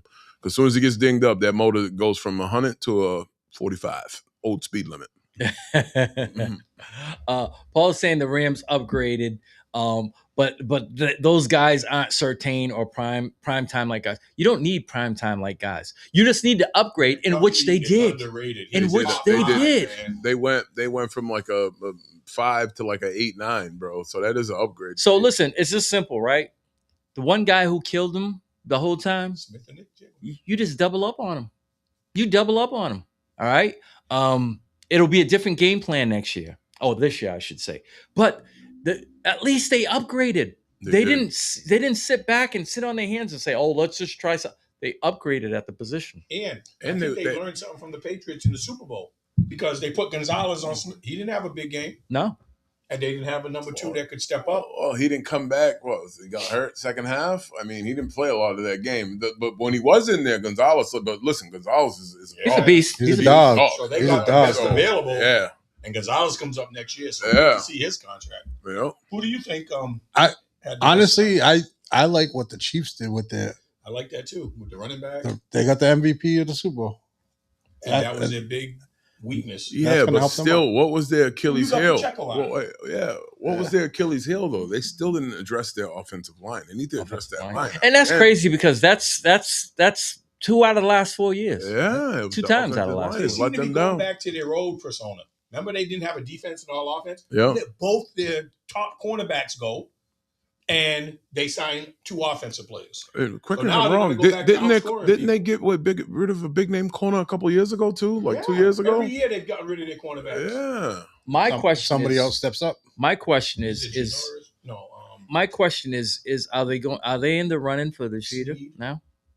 Are they in the run for what? The cheetah. Does it look like it might happen? It makes the most sense because he's literally tweeted out about it. Like, I guess it's not a tweet anymore. I'm sorry. And not to mention that there has been Paul saying over there. There has been He players. just keeps talking about the Cowboys. He doesn't want to talk about nobody else. There has been players, that have like, listen, it's time to come back. Yeah, absolutely. It didn't work. Is he still contracted to Miami where they owe him money if they traded him, or is he a free agent where he can? He's going to be a cut. He's going to be. Yeah, he's a post. Will Miami be he's going to responsible post. for any They're going to be movement? Yeah, they're going bit, to. Yeah, but not bit. like Tua though. Yeah, they're going to be paying a lot of people. Not like Listen, if Tua. you're going to pay Tua $900 million, why not cut him too and pay the rest? You got to get over that hump. You got to get all that out of your system so they can rebuild. Yeah. They're already in rebuild mode, and it's going to take them a year or two to come out of all that. Paid Tua, what is it, $99 million? He counts against their cap in the next 2 years. That's crazy, and he ain't going to throw that a damn discussion down with Lyle online. He said it ain't going to happen. I said it happened in Denver with Russell Wilson. It happened with somebody else. I said they're just going to move on, man. He signed with Atlanta for $1.4 million. Yeah, it's the same thing as the Kyler Murray deal. The league minimum for a quarterback. Yeah, but I could see Kyler Murray getting that though. I'm not, but Tua he's a hit away from. JoJo said he's going to help our pressure. Something was absent from the 49ers all season. Yeah. Also one of the best linebackers. Yeah, but you also lost Bosa. You also lost Bosa for most of the season or whatever it was. And the linebacker. Fred Warner. Yeah. Yes. Listen, I give them a lot of props to do what they did. They lost their quarterback. They lost like 4 or 5 guys on defense, and they still were competitive. Yeah. That's their system, and it still was competitive. Not even just that; it was that they lost two of their big receivers. Ayuk, lost, what's his face? He wasn't there all year. You had a patchwork freaking receiving core coming back. There's supposed to be news on him going to the Commanders today or tomorrow. Supposedly, because Daniels played with him in college, and he's gone to the front office. And Debo's a free agent. Under control. Isn't Debo a free agent? Yep. They're gonna let him go. Debo's with somebody else. I thought. Did Debo sign? Debo's with the Commanders already. He's with the Commanders. No, I'm saying, but the Commanders are saying that they're gonna let him go if they sign Ayuk. Younger. Terry McLaurin. I read that. Yeah. The front office just wants an assurance that he's going to be a team player, not the circus like he had in the 49ers. Well, you got Hooch Benzader out there saying, don't sign him. He's a head case. Yeah. He literally went on TV and said that shit on somebody's podcast. But Daniels might be able to reel him in because they have that relationship. Yo, come here to win, bro. Let's just do business. Leave all that. He might be able to get to him. Maybe he respects Jaden Daniels. But it's hot. You got a world of talent because he's a strong receiver. He can run for speed. He can run routes. One of the best route runners I've seen. And if he can go play for the Commanders with Terry McLaurin and Daniels, and they signed a tight end from that's another team that did well. They signed a tight end from the Titans. Who? Commanders. Commanders. They just need Jeremiah Love in the draft. I literally questioned y'all like, who's the it is the Commanders. I always say the Redskins. Who did you say they signed? Chidi Okonkwo, the tight end. That came over from Okonkwo. Yeah. 3 years, $30 million. And remember, they got the number 7 pick. They signed. They also signed a running back. They signed a ton of people. They did. They did very well. They signed Larry Tunsil. They signed another Nick Algoretti. They signed 4 offensive linemen. Andrew Wiley re-signed. I thought they sounded like 3 big defensive players. Edge. Calavion Chason from the Patriots. Yes. Charles Ominue, whatever. From the Chargers, right? Anyway. So they got 2 defensive ends. Odafe Owe. Oh, that's the guy from the Chargers. Yes. I know it was Dietrich Wise. Something crazy like that. Cornerback Amik Robinson. Yeah, he's a bum. Came from a bad organization. Yeah, the Raiders. Yeah. Oh, I think he spent time with the Lions. He did. Yeah. That's why he called him a bum. No, he's not a bum. I was like, do I got that wrong? Actually, I can't take it away from him too. I think the Niners shored up some things on their team. Big move. The big move with Mike Evans, and then of course they. That's huge. Yeah. But then I hope they get the healthy Mike Evans. But listen, so I was reading up on that. So do you know the amount of money that he's signing for? Tampa Bay gave him that. He wanted to leave. Yeah. He wanted to play for a team that he thought could get to the NFC Championship with a chance. So there was 2 things. That was one, and changing offensive coordinators. Didn't like it. Didn't like it. I think that's happened several times in. Yes, it's happened. It's happened for a different one for 4 It's happened 3 times in the last 4 years. And he doesn't feel comfortable with every year someone doing something new, someone doing something new. Oh yeah, we're gonna do it new. We're gonna do it new. We're gonna go. You know what I'm saying? And he got hurt twice last year. You know, he just at the end of the day, it was reported that he just wanted to move on and turn the page. Can't blame him. You can't blame him. It doesn't make a difference what he does at this point. There's a gold jacket waiting for him. Oh, absolutely. First ballot. If their tight end comes back healthy, McCaffrey can stay healthy. Yeah, a lot of injury risk on that team. A lot of great talent. They got what the other running back too. The one that was he was a commander, and they Robinson. Robinson was with Robinson was with the Patriots. They just cut him. No, Brian Robinson was with the Commanders. Thank you. And he got. But there is a guy from the Patriots that went to him too. Robinson Gibson from the Patriots went to him. But they got Robinson was with the Commanders the year before, and he went to because that was one of the big trades right before freaking everybody's fantasy draft. They were like, "Yo, they're gonna have 2 starting running backs." They wanted insurance for McCaffrey. You never know, and when he's on the field, he's great, but when he's not, So, you said the Raiders. I said the Rams. Brian liked the Rams. You said the Chiefs. But Washington has to be up there as well. Yeah. What about who do we think lost? Because I have one team in my mind. I want to see if anybody else is going to agree without spitting it out there. A team that lost. Let me see. Seattle. Yes.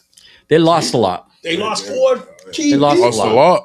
But that's you know the norm something? for a That's the Super Bowl norm. champ. Yep. Yeah, everybody gets plucked away. They didn't lose any coaches. Well, they lost Kubiak. Everybody gets plucked away. I mean, let's face it. Success brings out the vultures, and Yeah. everybody thinks that if I get a piece, I get a piece. I'm guaranteed, or I'm going to upgrade. You are now signing. You got to Super Bowl remember, caliber players. You got to remember, right? Seattle is not a preferred destination. It's not. And the sale get finalized yet? It's still up there, so they're in limbo. But this is the thing. Losing Kenneth Walker, losing. It's not a. Listen, if you told me, okay, you got a chance of playing, in Seattle or Los Angeles, unless it's the Raiders, I think I'm going to LA. You know what I'm saying? Seattle, not that much media coverage. Always rainy out there. The weather's always there. You know, but their organization seems to be a good organization to play for. I understand they're in flux now with the ownership, but Seattle has a chance to run it back, and they're starting from 10 yards back. They got a holding penalty on the first play. You got to understand something. Last year was their year to go all in. They went all in, and they performed. So with 2 things that are going to kill them. Number 1, winning a Super Bowl. Number 2, having your team up for sale. Yeah. You don't know who wants to come in and be like, nah, I don't want to be a spender. Look what happened with the Celtics, right? Celtics won. They got lucky. Celtics won, right? They paid everybody. In that process, they got a new owner. The new owner was like, yeah, I'm good. We're going to try to go a different way. We're going to develop our players. We're not going to go and do everything. We're gonna get, and they're still doing it. They play, but you still got 2 of the top 10 players possibly. Well, but this is the thing though. Just think about it, right? Had they kept those guys, four top. Had they kept all those guys, and not Porzingis and Holiday is 4 of the top 10. I'm saying they for what they did, they were a little. Porzingis was always hurt. He's still hurt. When he's there, he was special. So Holiday, both ends of the all court. you got to do is what made him special was them other 2 guys. Listen, yeah. Well, no one had to. Those guys were the guys when they were on other teams. Now it's like, okay, I only have to be the guy if those guys are off, or you know what, I'm on one. Otherwise, I could just stay in my lane. Yeah, because they still had Derek White. They just had too many guys that were making big money. So it's a tough thing. I think with Seattle, not knowing the sale and everything, you don't have any stability. You don't, and they're not known for opening up the wallets. Oh hell no! Especially when you got those teams in LA that are just like throwing money at everybody. And not to mention you got the Chargers that are not too far down the road. Yeah, that's what I'm saying. But yeah, it's just it's just one of those things. I just think that they went in all in last year, and I think they're like, okay, you know what? Maybe we should just stand fast and not overly spend, and as it comes, we'll watch. But they getting a lot of key players plucked from them. You know who else I think had 2 teams that had secretly good off seasons? The Jets and the Browns. They didn't go out and get like but they shored up their offensive lines, their defensive line. The Jets better slow down because they got about 47 picks, man. So they're going to need to be able to sign their draft class. They seem like they went real heavy on defense. And did they sign somebody on offense? Yeah, Geno Smith. Yeah. You just said that. It didn't He's going to end up being their starter. But they kept Breece Hall. They already got a great wide receiver over there. Breece Hall, they signed. A tight end or not? Yes, Jelani Woods from the Jets. They signed the fullback, another guy from the Jets. No, he's already with the Jets. I'm sorry. Offensive lineman. The linebacker, Demario Davis. Another defensive lineman, Onyemera. I can't even say his name. And they signed 2 edge guys, both at 10 million. A defensive-minded coach and shoring up that defense because they gave away all their top defensive players for draft picks, which is why they got 14 picks. They got JoJo Goodine says the best signing is Hardball to the Giants. Could be after the circus. After the circus that they've had there for the last 4 years, for 4 years too long. They also got Minka Fitzpatrick. Yes, that's who they got. And they got him and Demario Davis were the big gets on defense. I still thought they grabbed a decent offensive lineman. I don't see any offensive linemen. I like the picks they did. I thought, wow, the Jets being practical and smart with their picks. And Cleveland. Dylan Parham, 2-year, $20 million contract. Offensive guard. Dylan Parham? Dylan Parham. Offensive guard. All right. He's the only offensive guard. That's it. No other offensive guards. Just look at Cleveland real quick. Who did Cleveland get in free agency? Cleveland. They got the center that was a free agent. Tevin Jenkins. Zion Johnson from the Chargers. He was from Boston and they've College. got Elgin Jenkins. That's the center. So they got 2 good offensive linemen. Their defense is already legit. They got decent young running backs with Judkins, and if they can power run the football all the time with that team now and play behind that the defense. One big question is, right? So next year you're going to have a quarterback room that's going to be 5 deep. Well, 2 of them I don't think. 2 of them, no. Watson and Shador.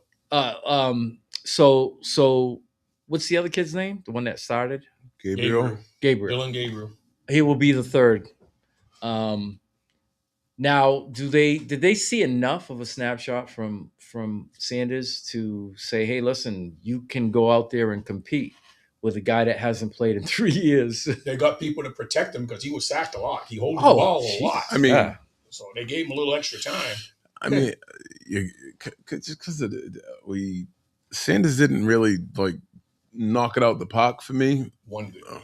He had one good game. So I dare to say it's Watson's to lose because of the money he has and the experience. You have to play Watson because of your paying him. Yeah, that's basically where my decision's coming from. He's their best quarterback if he's healthy.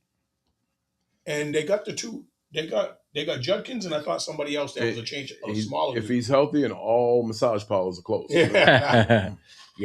Keep away from massage parlors. Houston, he had access to a lot of them. But yeah, I mean, it's just one of those things. We'll see. What about you guys' respective teams? You happy with the Cowboys and Lions so far? Well, we're still working. We're still working. We're. But you made a couple of moves. That Green Bay connection, getting Rashawn Gary, people. That was big. Yeah, I'm glad he's gone. Yeah, he's out of our division. I'm glad. When you posted it, you texted me. I said, I know. There was somebody else. I said, I wish you would have. We still need another edge. We still need another linebacker, and we still need another corner. According to one of our 2 picks in the first. So. According to one of our followers, he thinks Cowboys did the best.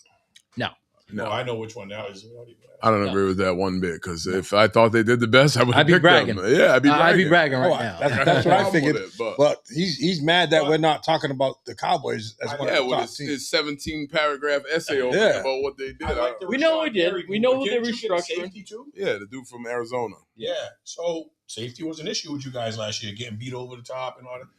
So you got a decent safety, you got an edge rusher to handle some of the pressure, and you got 2 first-round draft picks that are both going to be decent. And not for nothing, your 2 tackles are good.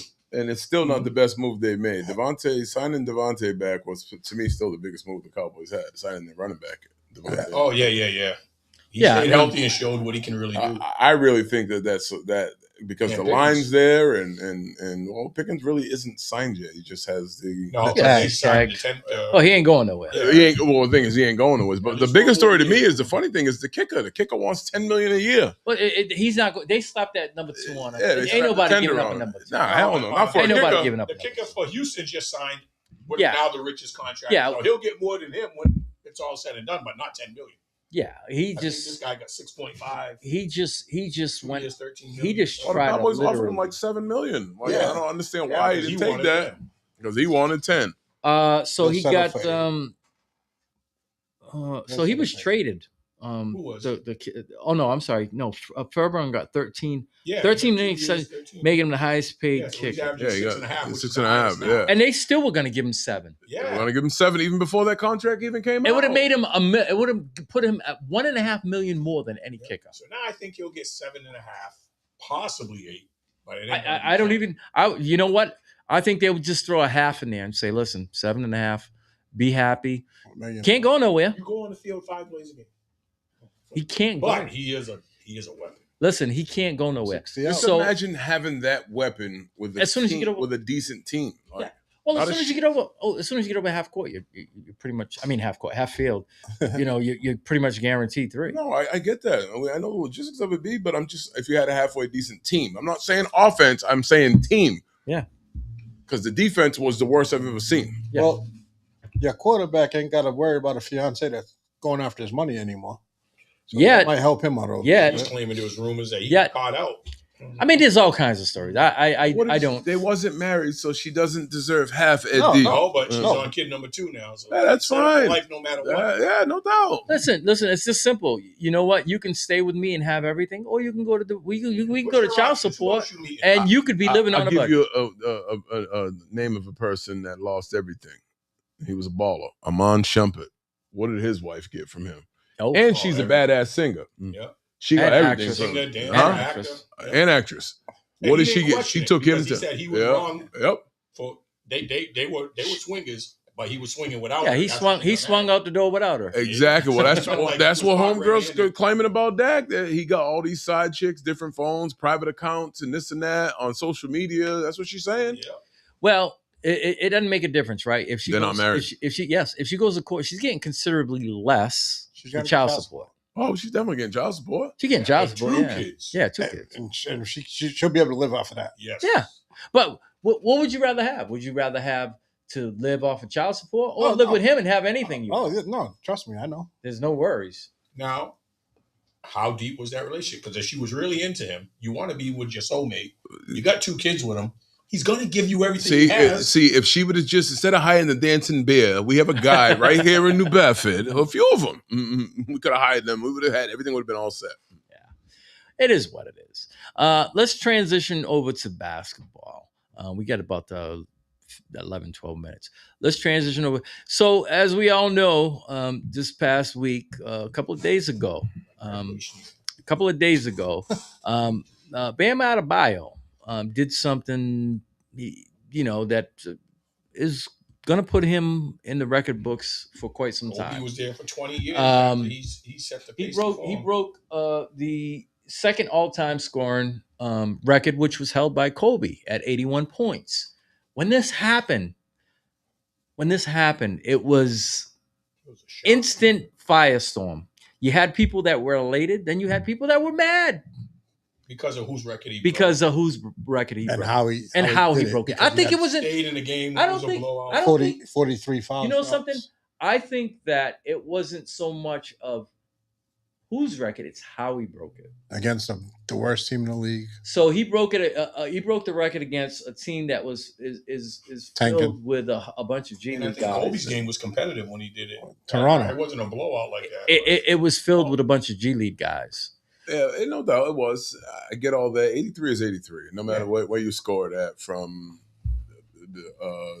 what was he saying about the thing in the boys club? Shoot straight, all the way up into the pros. 83 is 83. But my thing about it is what is Bam's career high before that? It was 41. 41. Yeah. And 5 years ago. Yeah. Is in January. I forgot who he played against, but it was 41. So he more than doubled his highest scoring output ever. So that's number one. The free throws, the free throws or whatever. I get it. I'm all for it. I mean, I hear what you're saying, but what does that say about the league? I look at it this way.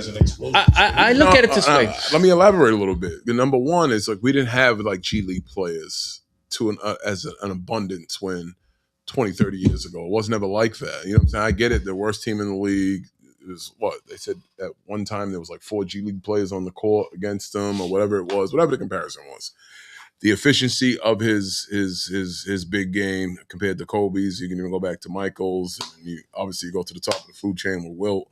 But it didn't have the same luster to me. Not because he broke Kobe's record, not because he becomes 2 all time, and that didn't really, you know what I'm saying? It didn't bother me. It was just I think it's just a total different league. I think we're going to start seeing more of that. To be honest with you, like especially towards the end of the season, when you're going to run into one of them anomalies where there's going to be a bunch of G League guys. Hey, let's give this kid a try. Let's give this kid a try, and you might see more games like that.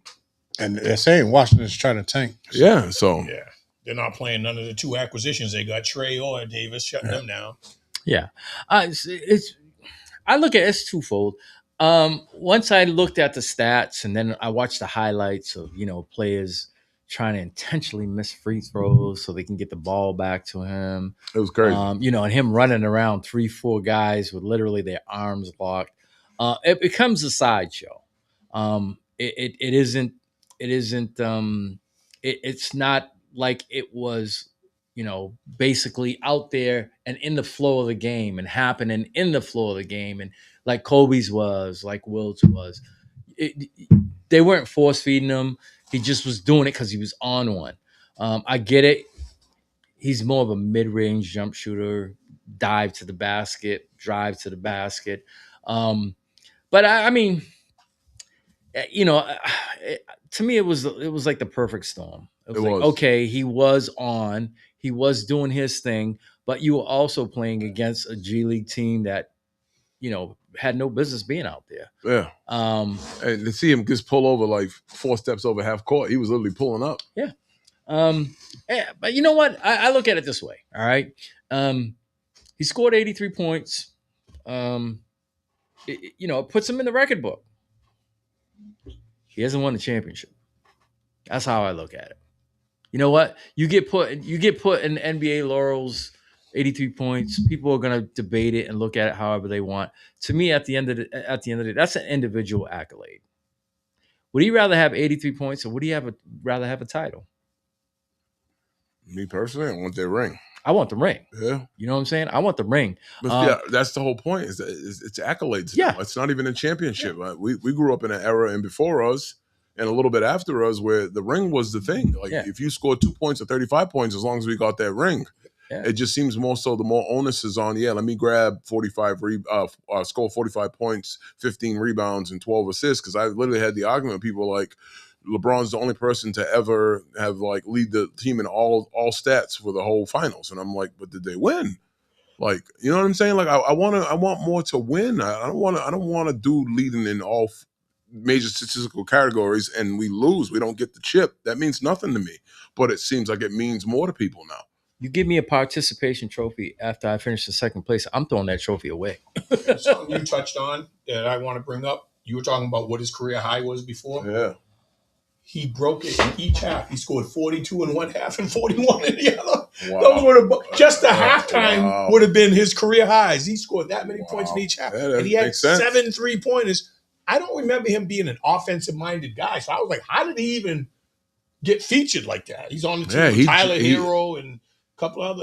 He jacked up like 23 threes or something. Yeah, like 7 that? out of 23 or something. Yeah. He had 7 threes, 36 foul shots. His shooting percentage wasn't bad. It wasn't as good as overall, Kobe's. no, it wasn't. Or Mike's, but it was decent. It was like, 22 wide, 36. I didn't comment on it. One of the arguments on one of the forums was somebody brought up about Jordan's game was more efficient. Kobe's game was more efficient, and the person fired back. But did they score 83? He scored the most points, second most ever. And I'm like, but we're talking about efficiency. What does that matter if he scored 83? And I'm like, wow. Because they did it in games that were competitive. This game was a blowout. They left them in to chase the record. Yeah. Them guys did it in the flow of the game. And that's what I said.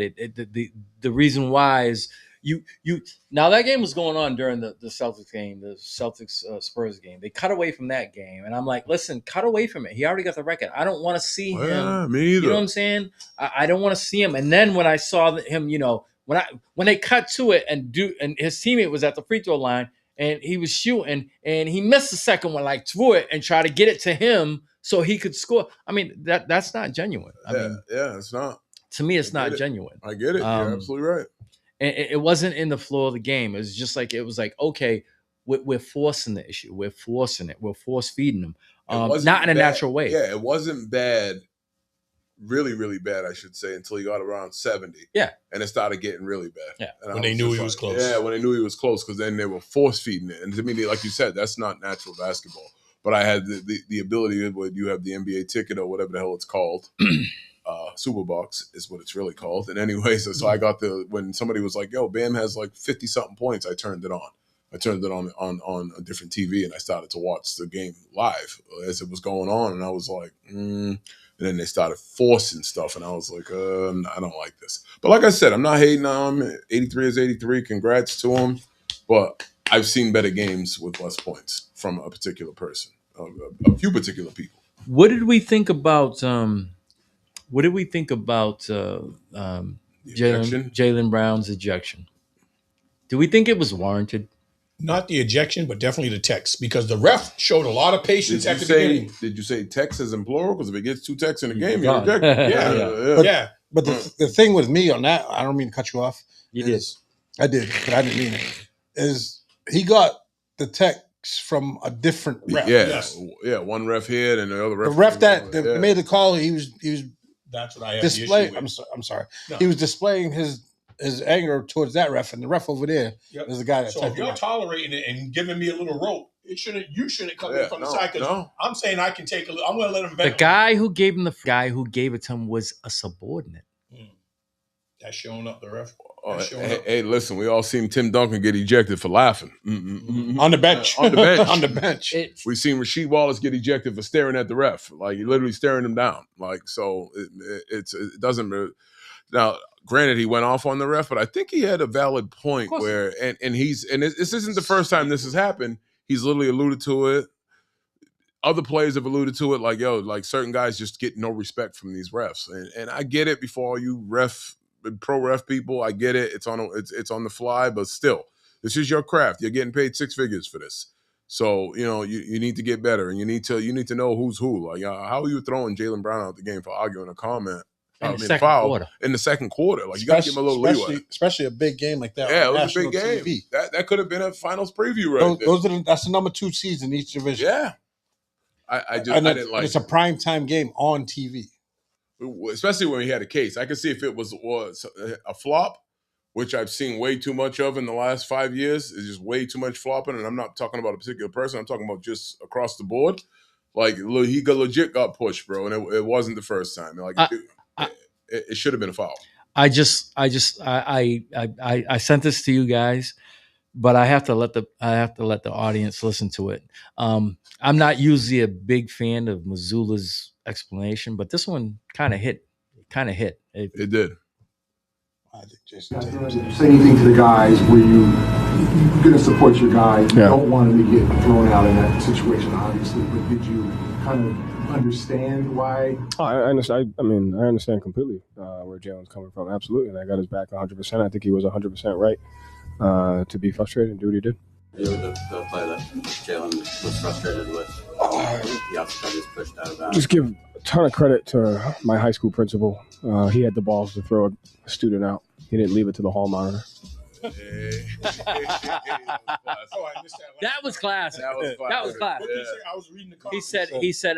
He said I give a ton of credit to my high school principal to kick somebody out. I didn't give he didn't at least he had the balls to do it and didn't give it a chance for the hall monitor to do Basically, what we just said. it. Yeah. Subordinate. You know, number one, if the crew chief is taking it and he's not, you know, he was watching, he had his eyes on him, he was looking at him, he was like, maybe it could have came when he got like right at him, but that's his call. I don't think another ref who was all the way far to the right was sitting there watching him and felt like, oh, I got to do it, you know. You think from his point of view, the ref that called the second one, when he saw Brown making a beeline toward him, he thought it was a little aggressive.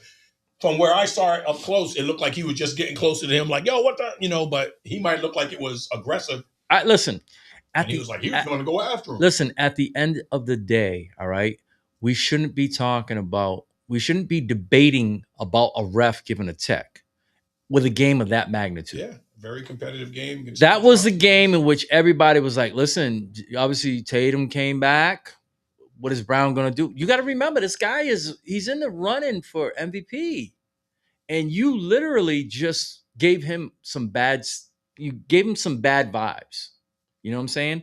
And it was a chance for us to see the Celtics were already shorthanded, by the way, because Pritchard wasn't playing.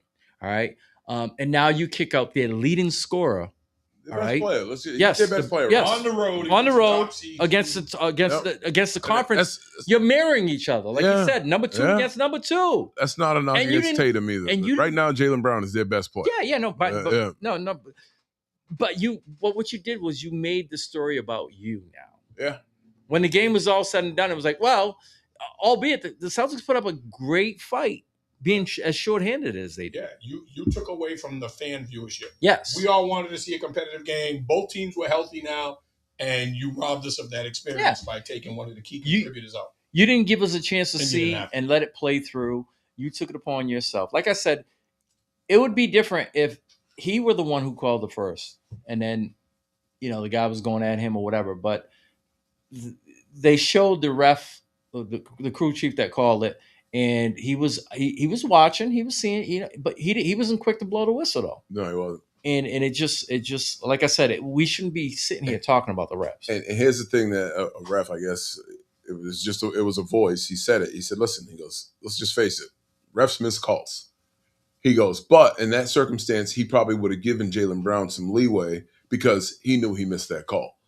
I heard that audio on somebody's show the other day, like the night it happened or the morning after or whatever it was. It made sense because it's true.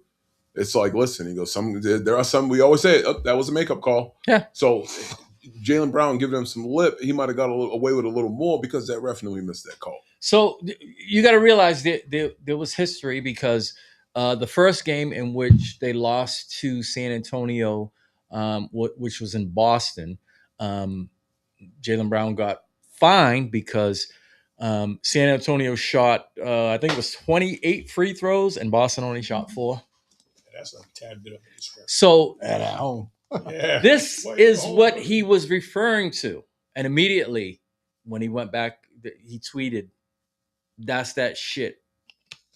30 seconds after he got that's that shit I'd be talking about, basically. Yep.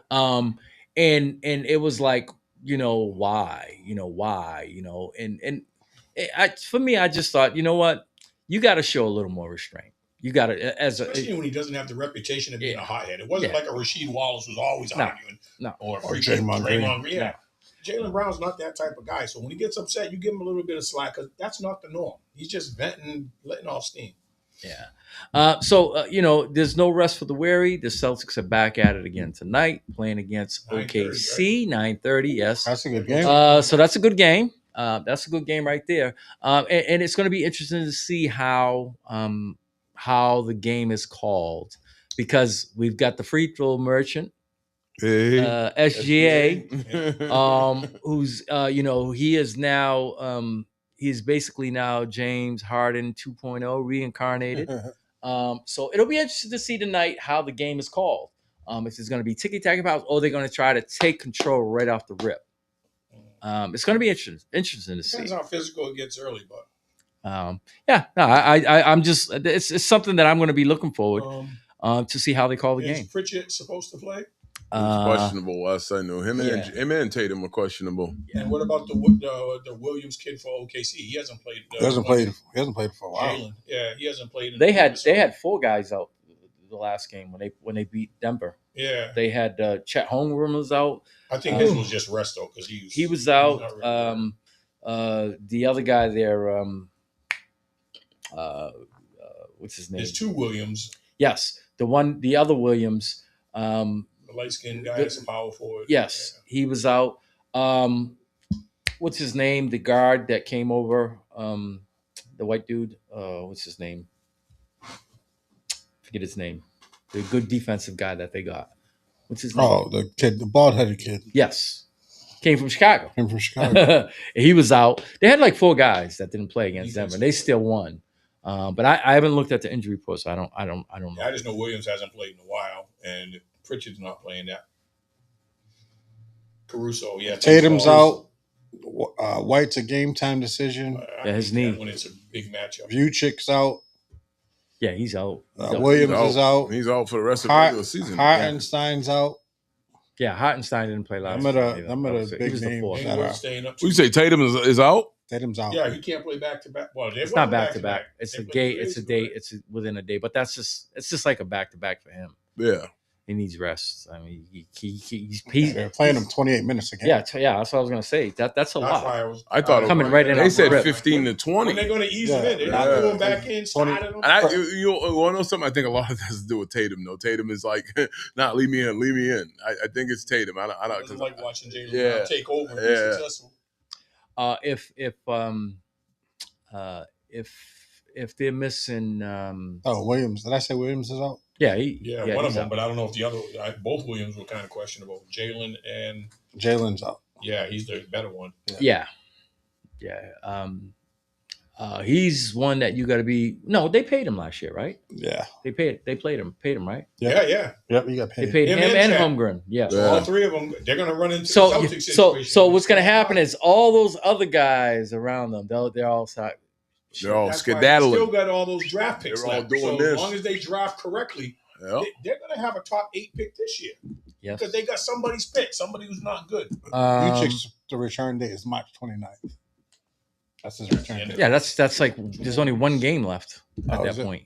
Yeah, because that's playoffs start April, so at that point there'll be like 1 or 2 games left. So yeah, I mean. But if Derek White isn't playing, I wouldn't even bother watching. He's a game time. Yeah, no doubt. I wouldn't even. But he kind of tweaked his knee. Jarrett in the third quarter. Not playing and Pritchard questionable. Oh, Pritchard's not on this. So. He'll end up playing. But that was still, last night. He was questionable, so they probably took him off. Probably updated it today. Still, like I'm saying, if White isn't playing, then I mean, his estimated date was to return today. Before I forget, happy birthday, Romaine Grace. Yes, sir. Happy birthday, Ro. Yes. Another Pisces in the building. All right. So that's going to do it for us here tonight. As always, please go ahead and download the WNB1 Radio app, where you can find all this great entertainment here. Also, once again, big ups. I'm with you on that, JoJo. Big ups to Damar Langford for taking the time out to come and share his story with us. We look forward to seeing him at the Z when New Bedford shows out with. Hey, hold up a second, JoJo. You got a story to tell too. You need to call in. Yes, definitely. Definitely. Yes. You got some boys that did some things, or at least one that was presently doing something, and the best athlete of the family is still up and coming, and that's Jazzy. Listen, man, the door's always open. Man. It ain't nothing but a phone call. We don't bite either. So yeah, that'll do it for us tonight. And you know what?